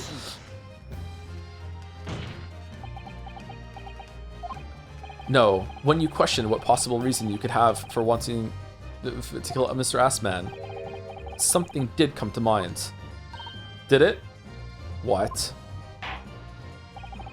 What was it, Counsel? Enlighten the court at once. I feel another save coming on. Saving. Yes, we saw it yesterday, didn't we? Something that seemed strange, but we had no reason to suspect it at the time. Oh, he was the one that was delivering all the scalpels. That's who you're buying all your scalpels. He was just, you owed him a bunch of money for your scalpels, and you were getting out of paying him. Holy shit. The scalpel fucking Baron of London. Always be scalping. There's a particular object that explains why Dr. Seeth would have wanted to kill Mr. Adman. Scalpel. Yeah, it's a scalpel, or rather, scalpels. Did you say scalpels? It would appear that word has struck a chord. Dr. Wait, is that actually it? you come on, out with it. It was yesterday when we visited your laboratory. Look at this big, thick book here. It appears to be an accounting ledger. It's a record of the forensic investigation team spending, I think. Oh? What is it? It's clear that the team purchases various equipment and supplies on a monthly basis, but, well, one entry seems rather strange. Really? In what way? They're buying 500 scalpels every month. How do we balance this budget? What are they fucking, the underworld's knives? Is there with so many fucking stabbings? What the fuck are you talking about? How is it the scalpels? 500 scalpels a month. At first, I wonder what on earth you could be using that many scalpels for. Me too, bro. But actually, I realize now it's not the scalpels themselves that are significant. It's the money for them, disappearing every month from the department's accounts. Oh, it's... Assman's criminal organization relied heavily on extortion for its funding, tracing the money for the forensic investigation team's account to find out where it was going would be extremely straightforward. Follow the money. 10 years ago, when Mr. Assman was still a journalist and wrote this article about Mr. Drebber, he may well have stumbled upon information as he was researching the story. Information relating to Dr. Sai's darkest secret that he would use to rack money from her for the next decade. Okay. Alright, so it was premeditated even before this then. There was no note. Okay. So, why the hot air balloon? Man, they're evil, just getting harebrained to take the fall. Her darkest secret, good lord, you mean? I don't know what happened on the night of that execution 10 years ago. But clearly the opportunity to rid yourself of that menace was too tempting to pass up. So in the end, you weren't coerced at all, were you? You did it entirely of your own free will. You stabbed Mr. Assman in the heart with all your might, to silence the blackmailer who knew your dark secret forever.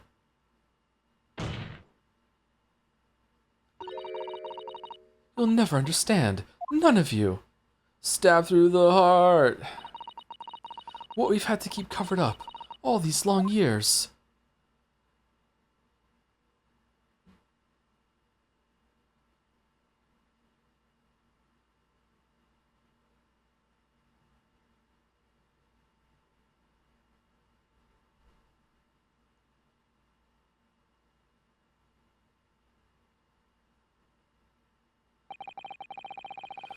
As very little of the machine remains after it was ripped apart by the bomb. The truth of this case can never be properly established unless you speak out. And if you decide not to, it's very possible that Courtney Scythe will escape punishment for her crimes. Please, sir, own up to what you've done, and tell the court the truth about what happened. 10 years ago, you told the truth, and you were robbed of a bright and successful future as a result. I can certainly understand your bitterness, and your consternation now. However, this is surely the chance you've been waiting for, to sever the hold that fate's had over you all these years. Super high voltage instantaneous kinesis. I mean, really.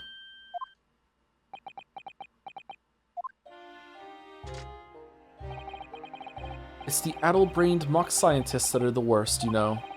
They don't recognize the fact that they don't have talent. They can't even get that right. And so they end up chasing impossible dreams, having unbridled faith in their abilities.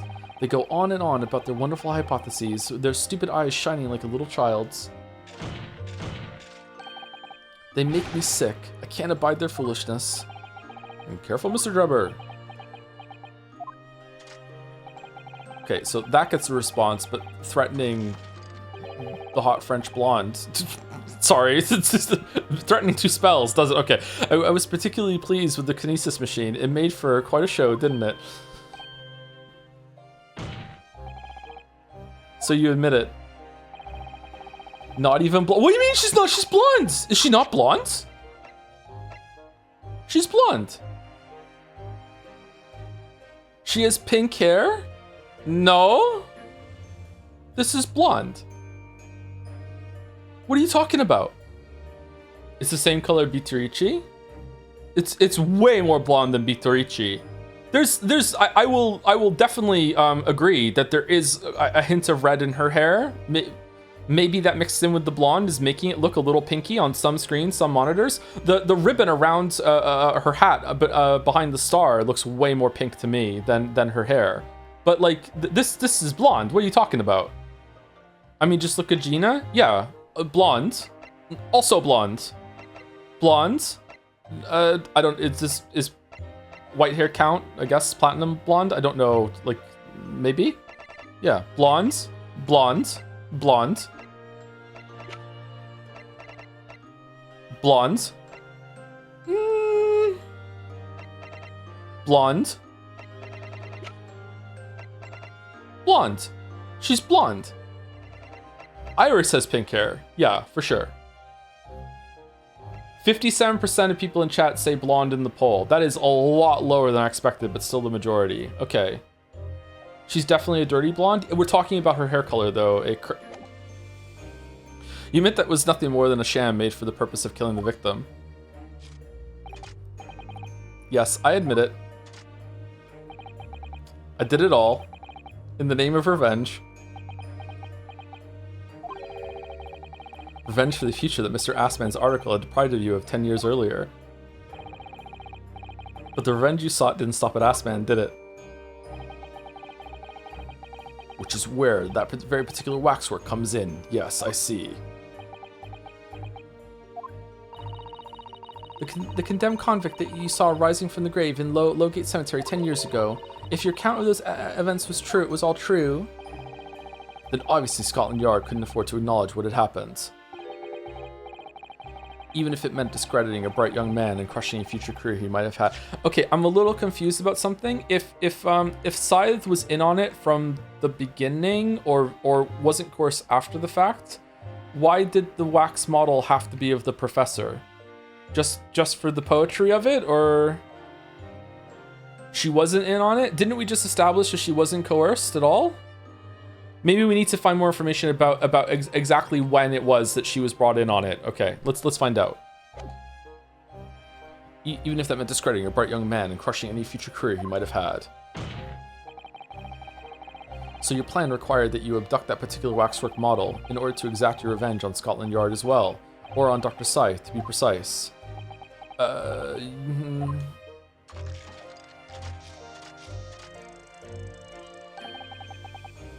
It was a year ago. By some extraordinary twist of fate, Assman turned up at my workshop. He didn't remember who I was, of course. He just wanted to employ my services as an engineer.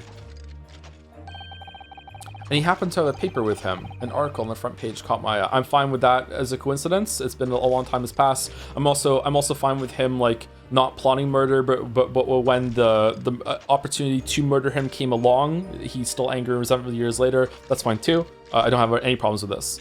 He happened to have a paper with him. An article on the front page caught my eye about the coroner who handled that bogus autopsy being appointed head of a new forensic team. When I learned that news, my cognitive processes started to devise the plan. Alright, shut the fuck up. What a horrid tale. He robbed me of my future, so I wanted to use the man's own wiles against him, for revenge, and have that rotten Scotland Yard eating out of my hand at the same time. I wanted them all to suffer the same humiliation I'd had to suffer.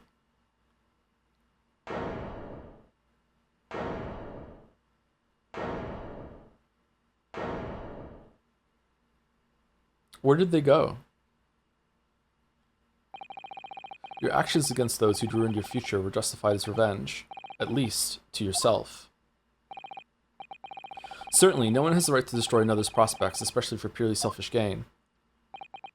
And yet, in carrying out your plan, you did exactly that to someone else, didn't you? Did I? Professor Harebrain's only crime was passion for his hypothesis. He had no compunction about sacrificing his future to effect your revenge. You knew that he would be forever branded a failure and a fraud. We didn't start the fire. Perhaps life treated you unfairly 10 years ago, and others' misconduct left your life in tatters. But remember this. Your own actions result in exactly the same thing for another perfectly innocent young man.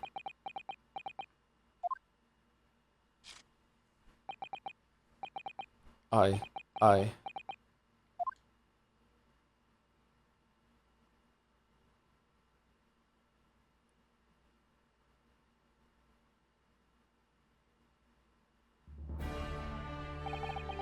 Lord Van Zeeks, what of Dr. Scythe? An immediate warrant for her arrest has been granted, and she's been remanded in custody, my lord.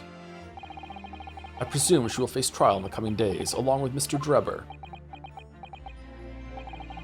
A most regrettable situation indeed.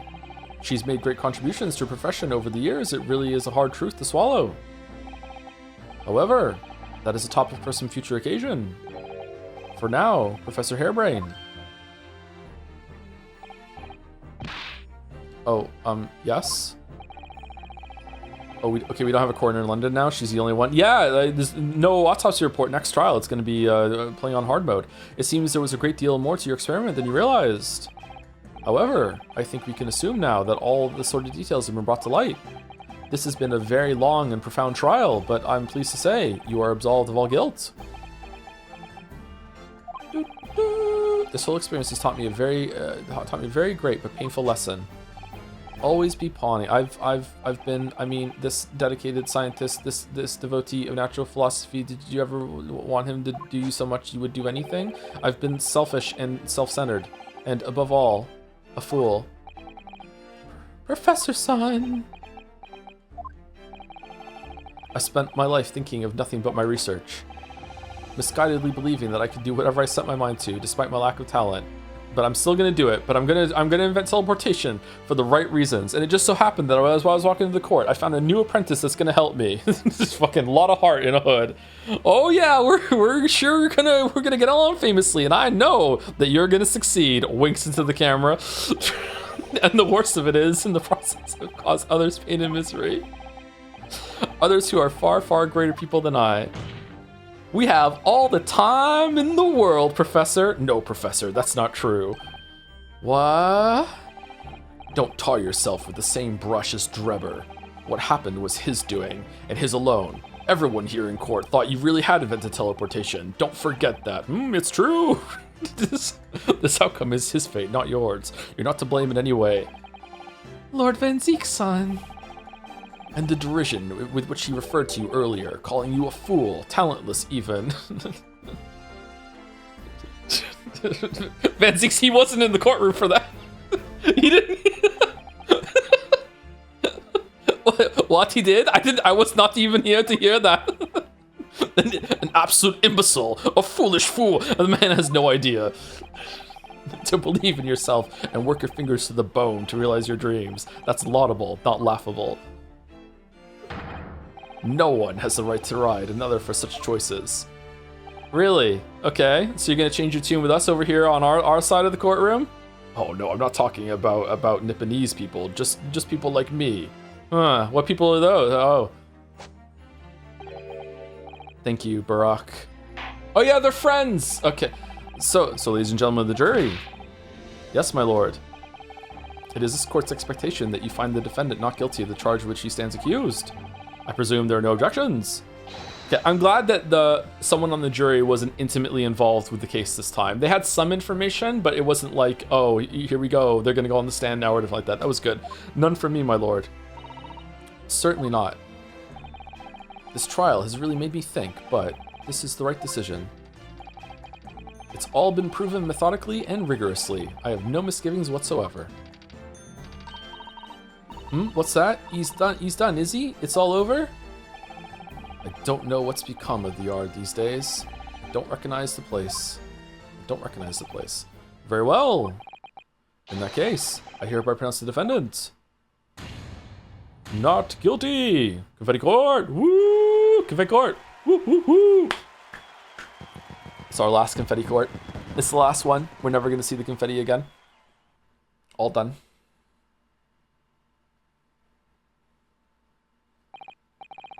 Court is adjourned.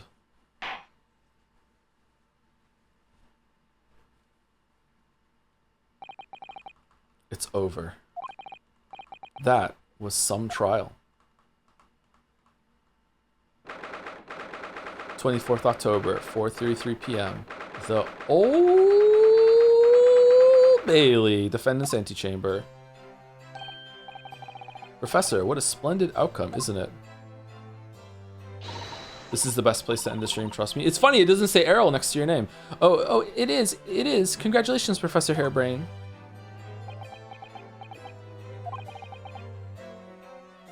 Mr. Naruhodo. Mrs. Sato, I am truly beside myself with gratitude. How can I ever thank you enough? I'm just glad it's all been cleared up, that you realize you were just caught up in a bad situation. Right now, you know, if I had that research grant money, is Hairbrain gonna get killed by the Reaper? I'd give the whole lot to you. Every penny. Well, that's very kind, but I'm just a student, so... We don't need any financial reward. Your acquittal is more than enough. Oh dear, what can I do? Aha! How about this, as a memento? The paper about my hypothesis is inside. Well, just as a memento then, thank you. I've been wondering, Professor, what are you going to do now? Oh my. Yes, what am I going to do? My hypothesis in my great machine lies in ruins. But still, it's been too long since I was last in London, so perhaps I'll enjoy some sightseeing. Oh, he's dead for sure. I must explore the Great Exhibition whilst I'm here too, and see if my new inspiration hits me. Oh yes, that's a wonderful idea. I can't allow that. Ooh. Lord Van Zeeks, what are you doing here? And we'll find out after the break. Bum bum bum bum bum bum. Is the music slowing down for anyone else? Or just my stream? Sometimes the stream will do that and we'll distort the music a little bit, depending on how things are buffering and the like. Okay, we'll go for another hour at... okay, I will go a little bit over an hour if it means it's a better stopping point, but I will also end at any minute if there's a good stopping point that shows up, you know, in 10 minutes or so. Because these streams, again, I usually like to stream for about 5 hours, but reading streams are very difficult. So I'm already pretty tired. So we'll see when there's a good stopping point. The good stopping point doesn't necessarily mean when we find a loading screen. If we want to like dip our toes into the next scene, that's fine too. We'll see. Lord Van Zeeks, what are you doing here? Is he here to protect Hairbrain from the Reaper? Barack.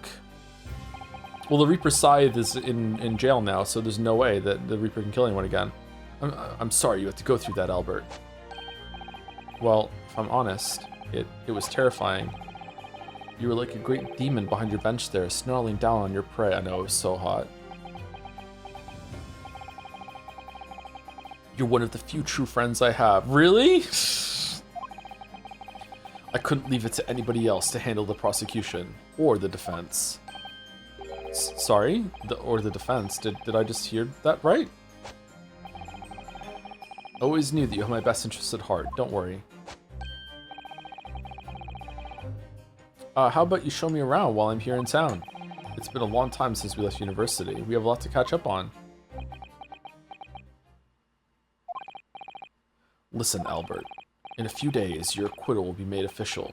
When that happens, you must head straight to Dover. I'll accompany you.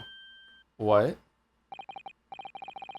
From there, you'll cross the channel and make your way back to Germany. I've already purchased the tickets. But no, hold on a minute, Barack. Barack? What about the Great Exhibition? This is a chance of a lifetime for me. No sightseeing, Albert. Give up on the idea. Sometimes it's hard to see any warmth in those eyes, Barack. Not for me. Lord Van Zeeks? What's all this about? A necessary precaution. Yes, I think I understand. You do? Well, Iris told me that when you met Lord Van Zeeks at his office some days ago, he asked how Mr. Natsumi was doing. Yes, that's right. I remember being surprised at the time and thinking it was nice of him to ask. The point is, Mr. Natsumi is still alive and well, even though it's been more than 6 months now since he stood trial with the Reapers as the prosecutor. Okay, what about Lestrade then? Is Lestrade because she's a kid, or because she's now part of the police force, or what? Ah, you mean the Reaper's influence doesn't stretch overseas? It knows no bounds. Those in the Reaper's sights meet their ends days or sometimes months after their acquittal. That's been the pattern up until now. Are they gonna kill Gina? But of course, we know that both Mr. Natsumi and Gina were completely innocent. Oh, that's why... Yeah, that's why Greg wants to go. Greg might have said that, actually, and I just forgot.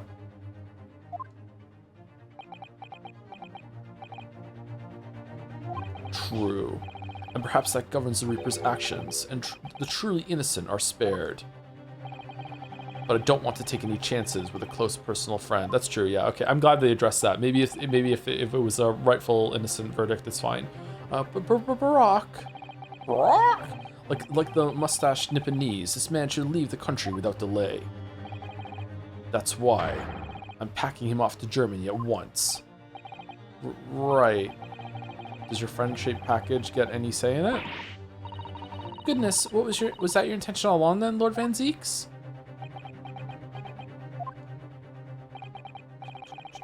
In court, where people think of him as the Reaper, this man seems absolutely merciless. And yet, sometimes, I feel as though I don't understand him at all.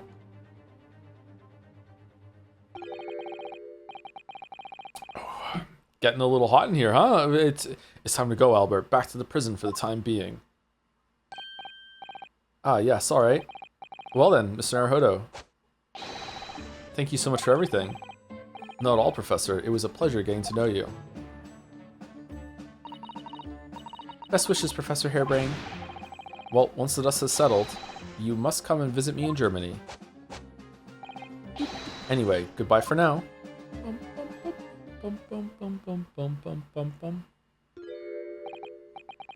Now, my Nipponese friend. Oh, yes? I thought you'd gone too. We have matters to discuss. Can you spare me some time? You want to talk with me? I'll be waiting in the courtroom in 10 minutes. I'll set up the table.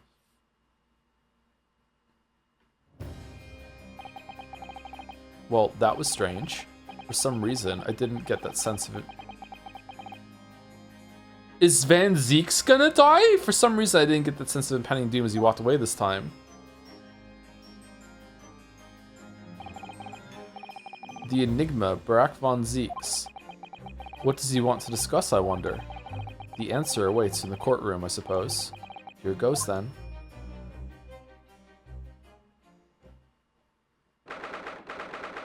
24th October, 4:58 p.m. The Old Bailey Courtroom. Oh, okay. All right. Fuck. Okay. I was worried there. That was a weird interaction. So, are you satisfied? You saved a guileless scientist from a great injustice. Yes, I think so. At least, I'm relieved at least that the man's innocence could be proven. Anyway, I imagine you've been wondering where my animosity towards you Nipponese comes from. Oh, we're just addressing it. Okay.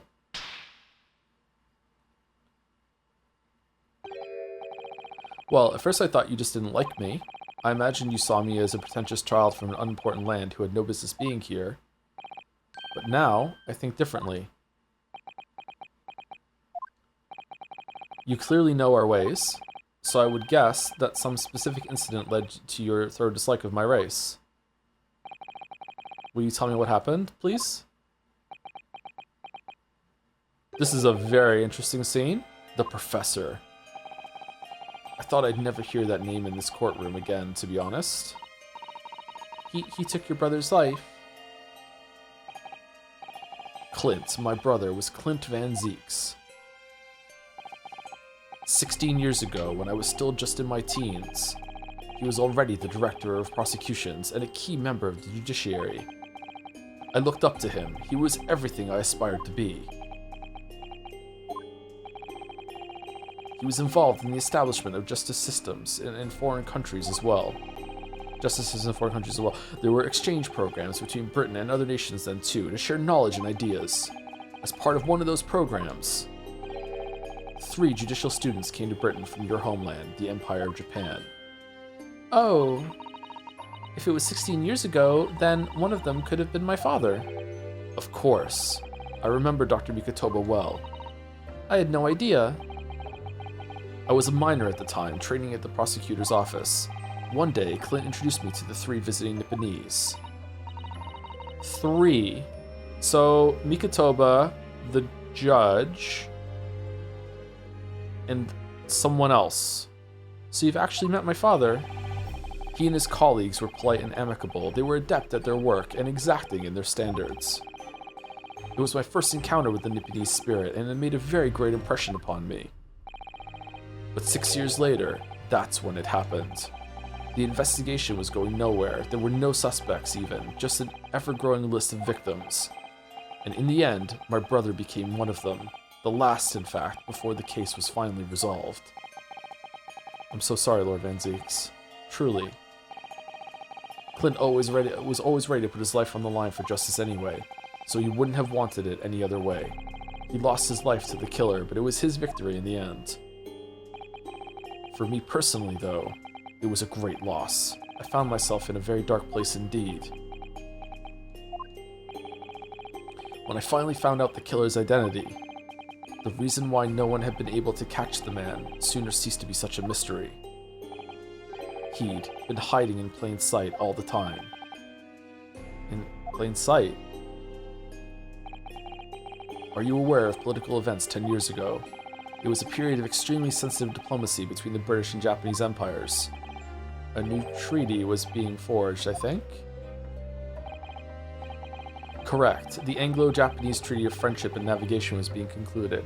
So the professor is one of the 3 visiting students, and it's kind of an inversal of what happened with Giselle Brett, that they didn't want there to be an international incident, that they had tried and executed someone from Japan, and they also didn't want the public to know that someone from Japan did it, otherwise there would be tensions between them. So it's an inversion of that maybe, or what?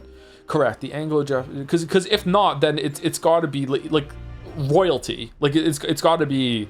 I can't think of how else why it could have to be a secret if it's not that. Even that doesn't really make a lot of sense. Maybe I have to hear the reasoning. It could make sense. I don't know. Correct. The Anglo-Japanese Treaty of Friendship and Navigation was being concluded. The leaders of both countries were deep in extensive political discussions, which is why this particular killer's appearance in court was conducted as a closed trial. If the British public had known the identity of the killer, not only would the treaty have been in jeopardy, our 2 nations could very well have ended up at war. What? A war between Britain and Japan? That would mean... Oh my, you mean to say the professor was...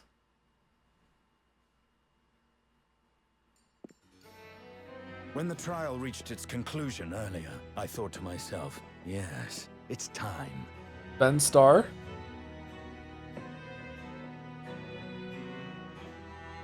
Time for you to come face to face with this hideous monster.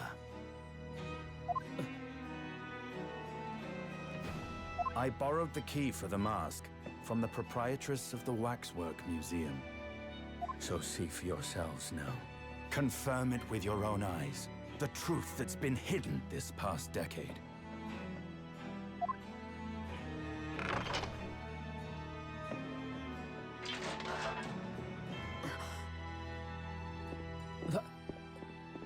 That's the professor? Yes, that's him. Until now, the thought never even crossed my mind. That the mass murderer, whose crimes shook Britain as never before, was Japanese.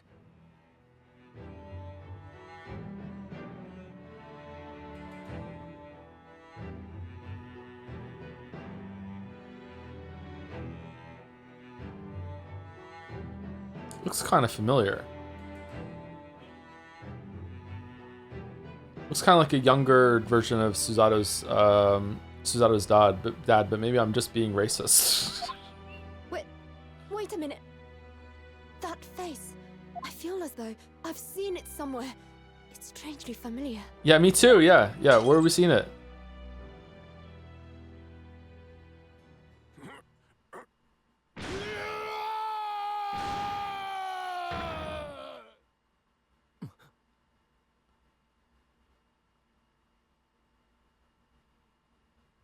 Is it your dad?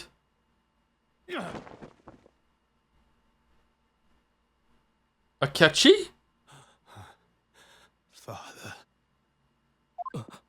What? Father?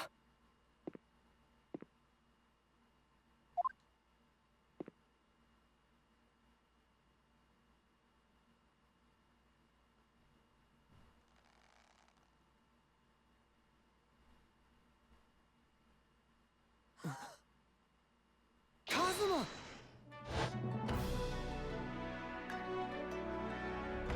Wait, it's Kazuma? My best friend, Kazuma Asogi.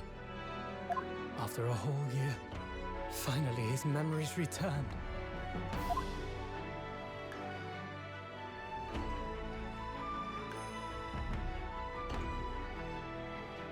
As he stood there before me.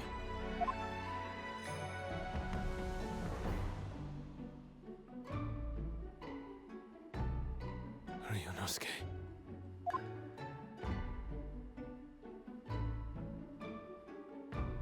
Hello again. My friend. Kazuma-sama! Judicial Assistant Mikotoba.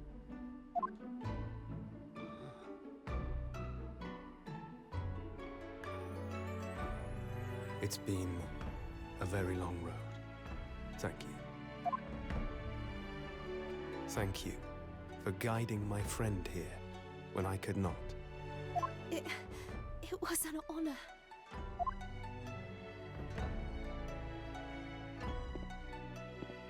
I knew you wouldn't die that easily. Kazuma. I owe you thanks, too, for taking good care of that in my absence. Oh. Karuma. The great blade of the Asogi clan. Passed down through the generations. Oh. Did your dad kill people in the UK with a sword? Uh-oh. When we left Japan, this sword was at my friend's side. The Japanese man's katana is his soul, and he couldn't be parted from it. I'm not buying it. I think Kazuma's dad took the fall. Frames. I'm not buying it. But then, when the incident happened, It was Susato-san's wish that I inherit the sword, and I've kept it with me ever since, along with my memories of the friendship we shared.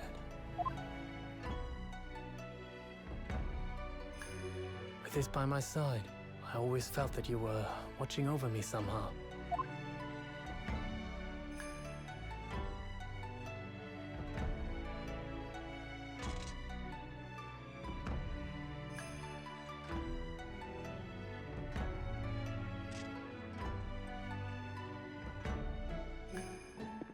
Do we get a British sword now? Because that would be nice. I would like that I've imagery. made it. At last. Father. Are you saying... Surely not. You mean, you knew all this time? I'm looking at it, but I still can't believe it. This mass murderer is Kazuma's father.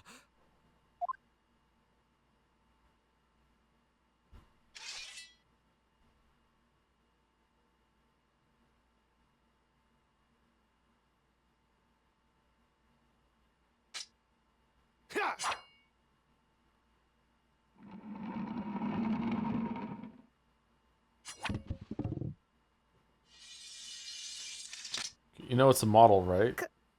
Kazuma-sama. How did Tusspells get the mask off to get the face print?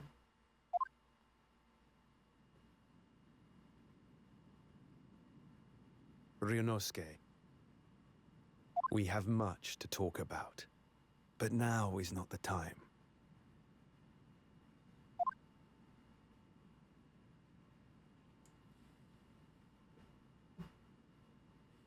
I'll be seeing you.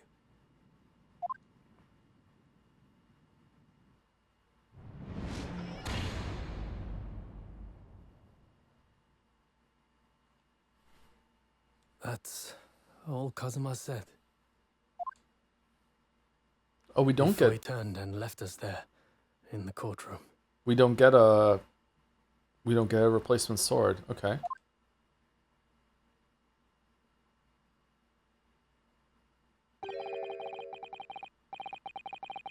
You didn't go with him? Oh, okay. So he's the living after image of the man who took my brother's life, is he? Yes, Kazuma Asogi, my best friend.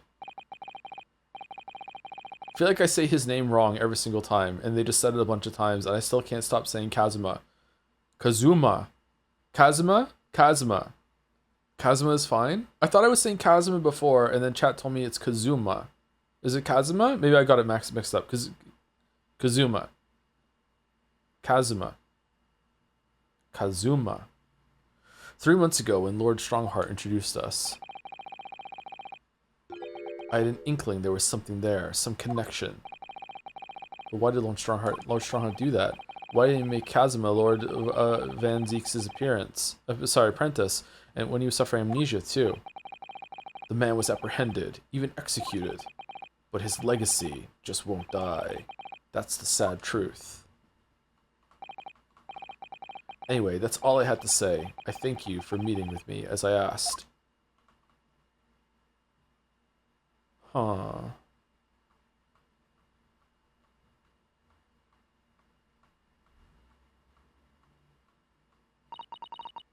"10 years ago, my grandmother took me to the railway station. We were there to meet my father from the train. For me, it was the first time I'd ever seen him. Poor Susato-san. All this is tied up with painful memories for her too. She's never talked about this with me before, though. It took time to adjust to having father around, but just when I was starting to get used to it, he called me into his study one day. He told me that a great friend of his had passed away in London, and that the friend had left behind a son, a boy 7 years my senior. Father told me the boy had made a promise to his late father, so he was studying to become a defense lawyer.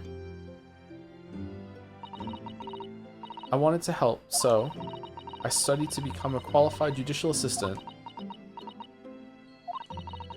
As I'm sure you've worked out, that young man's name was Kazuma Asogi. Oh, holy shit!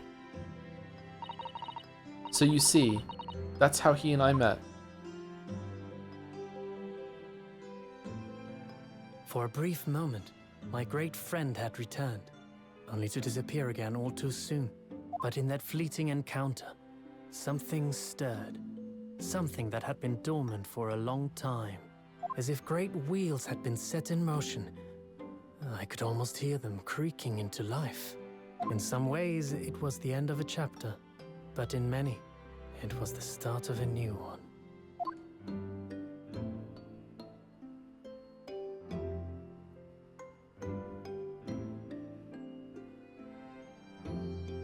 Finny.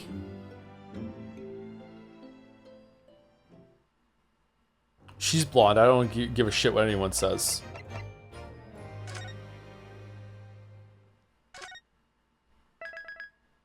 Twisted Karma and his last bow. Vaughn? Alright, let's see the beginning of the next part and then we'll probably stop stream. The Great Departed Soul. Before we get into that, let's make chat mad. I think that this episode was incredibly entertaining. It had probably the best investigation section of all of them. However, the mystery, I'm sorry, it's way too convoluted and unbelievable to me. So like I'm still gonna enjoy it and remember it fondly because it was very entertaining. It was a good time. Like going through the motions and everything was really, really fun. But I don't remember, like I think the best cases in the first 3 games, usually they also made enough sense to me. Like that was like I was happy with it. I did have some problems with it, don't get me wrong. But this was way too far in the wacky bullshit territory for me, sorry. That doesn't mean you can't enjoy it and you can think it's a great mystery. Go for it. Like disagree with me all you want. But like for me, it was a bridge too far, and it has dampened my enjoyment of the case a bit. Like not like the whole that's trashing like that. I still really enjoyed it. I think it was great. But I think it could have been like absolutely fantastic standout writing in the medium if the mystery wasn't it's kind of stupid, okay? It's just too far. I don't know. I will say this, that there are parts of this I still don't really understand. I'm kind of murky on exactly when Scythe got in on it. I'm kind of murky exactly why she did what she did, but mostly it's to do with like the plan is insane. And I don't think the plan needed to be that insane, and the justification for it being insane seems to me to be like, oh, they just wanted something that's wacky and entertaining and outlandish, and that worked. It was really, really fun. But I think that the best stories can manage to do that would be to be outlandish and be crazy and also make sense and pass the smell test, and this did not pass the smell test for me, sorry.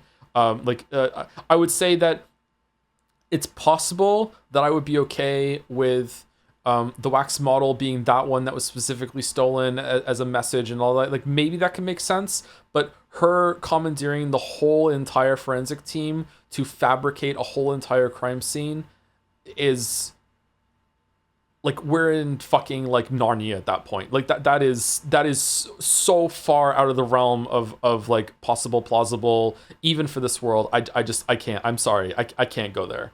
Like I just can't. It's just too crazy. But yeah, if you agree with it, then that's fine. If you think that it's fine, then enjoy. Yeah, don't let me spoil it for you. But yeah, I can't follow. But I still really, really liked it. It's really, really enjoyable. Probably, is it the best case of Greatest Attorney 1 and 2 so far? Definitely in terms of entertaining and all the back and forths and everything like that. It wins a lot of points for making the investigation actually a good time. I really enjoyed the investigation part. That was good.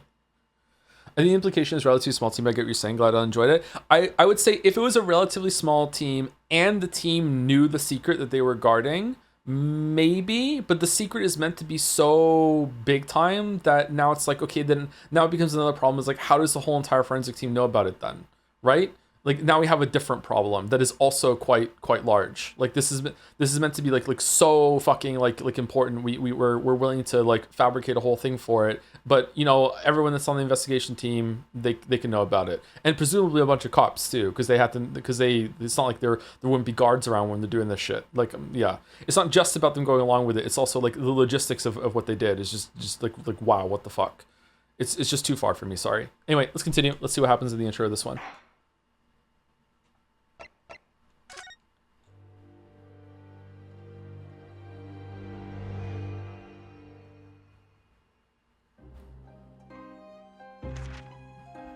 Pipe in hand, Sholmes looked down at the thick, rolling fog outside our window. I wonder exactly how many mysteries are out there, hidden within this bed of fog, he said. Indeed, a most bizarre incident, born of a curious advertisement. It's a lot of red hair. A hellhound Sorry, blonde hair. galloped through the shadows of a serial murder, an executed man's graveyard resurrection in the dead of night. And a commonplace killing in a small, forgotten room at the edge of town. There is, naturally, always another side to every case, of which most remain ignorant. And it is that other side which compels me to the scene of the crime, Wilson. So quickly now, take your hat and let's be on our way, my dear fellow.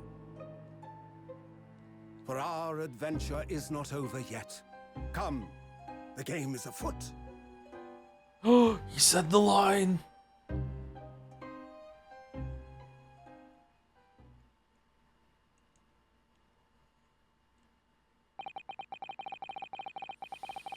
Eight days after that earth-shattering trial and Kazuma regaining his memory. Kazuma. I can't keep track of which one's right. We were in the foyer of one of London's most luxurious hotels, the Great Waterloo Hotel. Oh. 1st of November at 10:24 a.m. Great Waterloo Hotel foyer. This looks nice. You said it right. Which time? Professor Mikotoba is due to arrive at any moment. Yay! Yes, I'm so glad we got here in time. Suzetta-san hasn't been the same since what happened. Not that I'm surprised. The truth about Kazuma-san, Miss Father.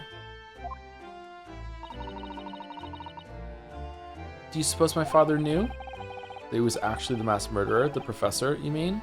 Well, didn't the professor use a dog? Wasn't that what they said? I knew that's what she was thinking about. There's a good chance, I'd say. I mean, they did come here to London together 16 years ago, didn't they? Yes, that's true. That's so true. Couldn't think of it, didn't you say?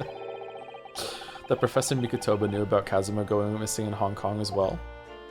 Why did Sholmes go along with it? That's right, but for some reason he wasn't at liberty to talk to me about it. That probably means he knows then.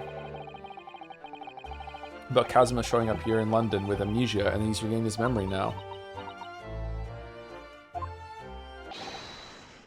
Ah, there she is.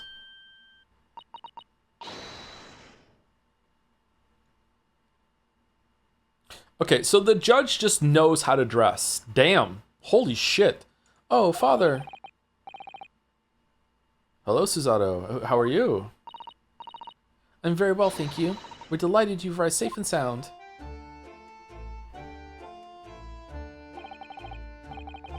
Hello, Mr. Naruhodo. Very kind of you to take the trouble with me to see her.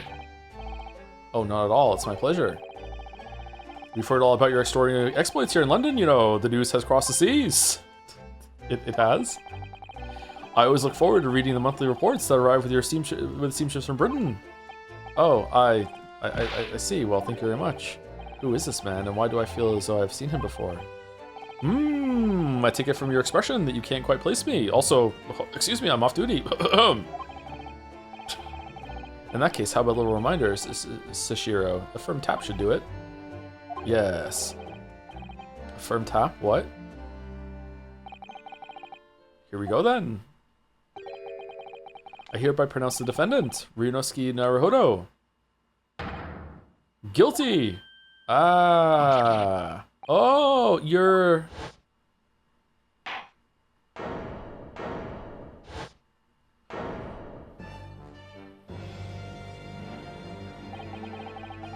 Court will now hear the trial of Ryunosuke Naruhodo. Your Excellency. Hello, Judge Jigoku. How are you? It's been a long time. Ha ha ha ha ha. Good, you remembered now. That really did the trick. Guilty! Only I was declared not guilty, wasn't I? And there was no laughing at the time. So, London again after all this time. Hard to believe it's been 10 years. To be honest, I never thought I'd be back. Neither did I. I didn't imagine Japan would ever be invited to an international symposium like this. Though really, I doubt anyone did, to be honest. It's all thanks to you, isn't it, Sashiro? Sashiro. What are you talking about, Yujin? Ha ha ha ha. Of course, Judge Jigoku. You must complete the set. He's the other man who 16 years ago came to London with Kazuma's father and Professor Mikotoba. He's the third visiting scholar. Well, all those passport checks and luggage searches at the border took rather a lot of time. I must say, I'm very envious of your ministerial status. You didn't have to go through any of that, did you? Ah, I knew you were jealous. Ha ha ha ha ha. Sorry, ministerial status? Yes, didn't you know? Sashiro here is also Japan's Minister of Foreign Affairs. It was his personal insistence that allowed you to take Kazuma's place here in the study tour. Oh, was it really? Guilty as charged. Oh, well, thank you very much. He's really every bit as important as he looks. Yes now, Naruhodo. I would make the joke all the time if I was a judge. It's a good thing I'm not a judge. I received a telegram from Lord Strongheart yesterday. Oh, you did? It appears that some things came to light in a trial you were involved in with 8 days ago. What happened 10 years ago, that tragedy. Yes. Can you tell us any more about it? Okay, actually this is a pretty good place to stop. We have control of it, the conversation is going to start, we can get into this tomorrow. So unless people tell me that there's a better stopping point 10 minutes from now, we're going to stop here. Thank you, Quero some cafe? Quero some cafe? I'm not sure if I'm saying that right. Thank you very much for the 5-month resub. Thank you very much. Thank you, Mike93RFM. For the 18 months. Hello, Joe. Thank you for the quality content so far. I would like to recommend you try Wu Chang Fallen Feathers as a solid and nice Souls-like combat with best exploration made by non-From devs. Don't worry about censored story in latest patches. Perhaps only Chinese players could explain why Dev Studio is closed. I've heard of that game. It's been brought up a couple times. I can't remember if we Bill's played that one. Yeah, we'll get to it eventually, I think. I'd like to play a bunch of Souls-likes. Got a hankering for it. And thank you to Zorgox for some bits as well. With since you don't drive, what's the last time you've been to a gas station bathroom? Oh, it's been years and years and years and years. So long. Judge Jigoku, you have to stop. Your drip is too tough. Your swag too different. Your gavel too bad. They'll kill you, Jigoku. Anyway, pin message. Jojo, I need you to listen to me very carefully. For your raid target, Lurf is live, but it's actually Koru streaming on their channel. Yes, that Koru. They're streaming Danganronpa V3 love hotel scenes with a terrible microphone. I'm not joking about any part of this. All right, we're not raiding there then. Who are we going to be raiding? Damn, Joe's hatred for Koru is... It's mutual is what it is. RT is a good... Is RT raiding? Oh, sorry, is RT streaming? Yeah? All right, let's go RT. See you, Bella. Thank you for watching, everybody. Tomorrow is Friday, right? Yeah, tomorrow's Friday. I don't know if we have enough fan art for tomorrow, but if we do, we'll do fan art, and then we'll hopefully get to the trial at least in episode 4.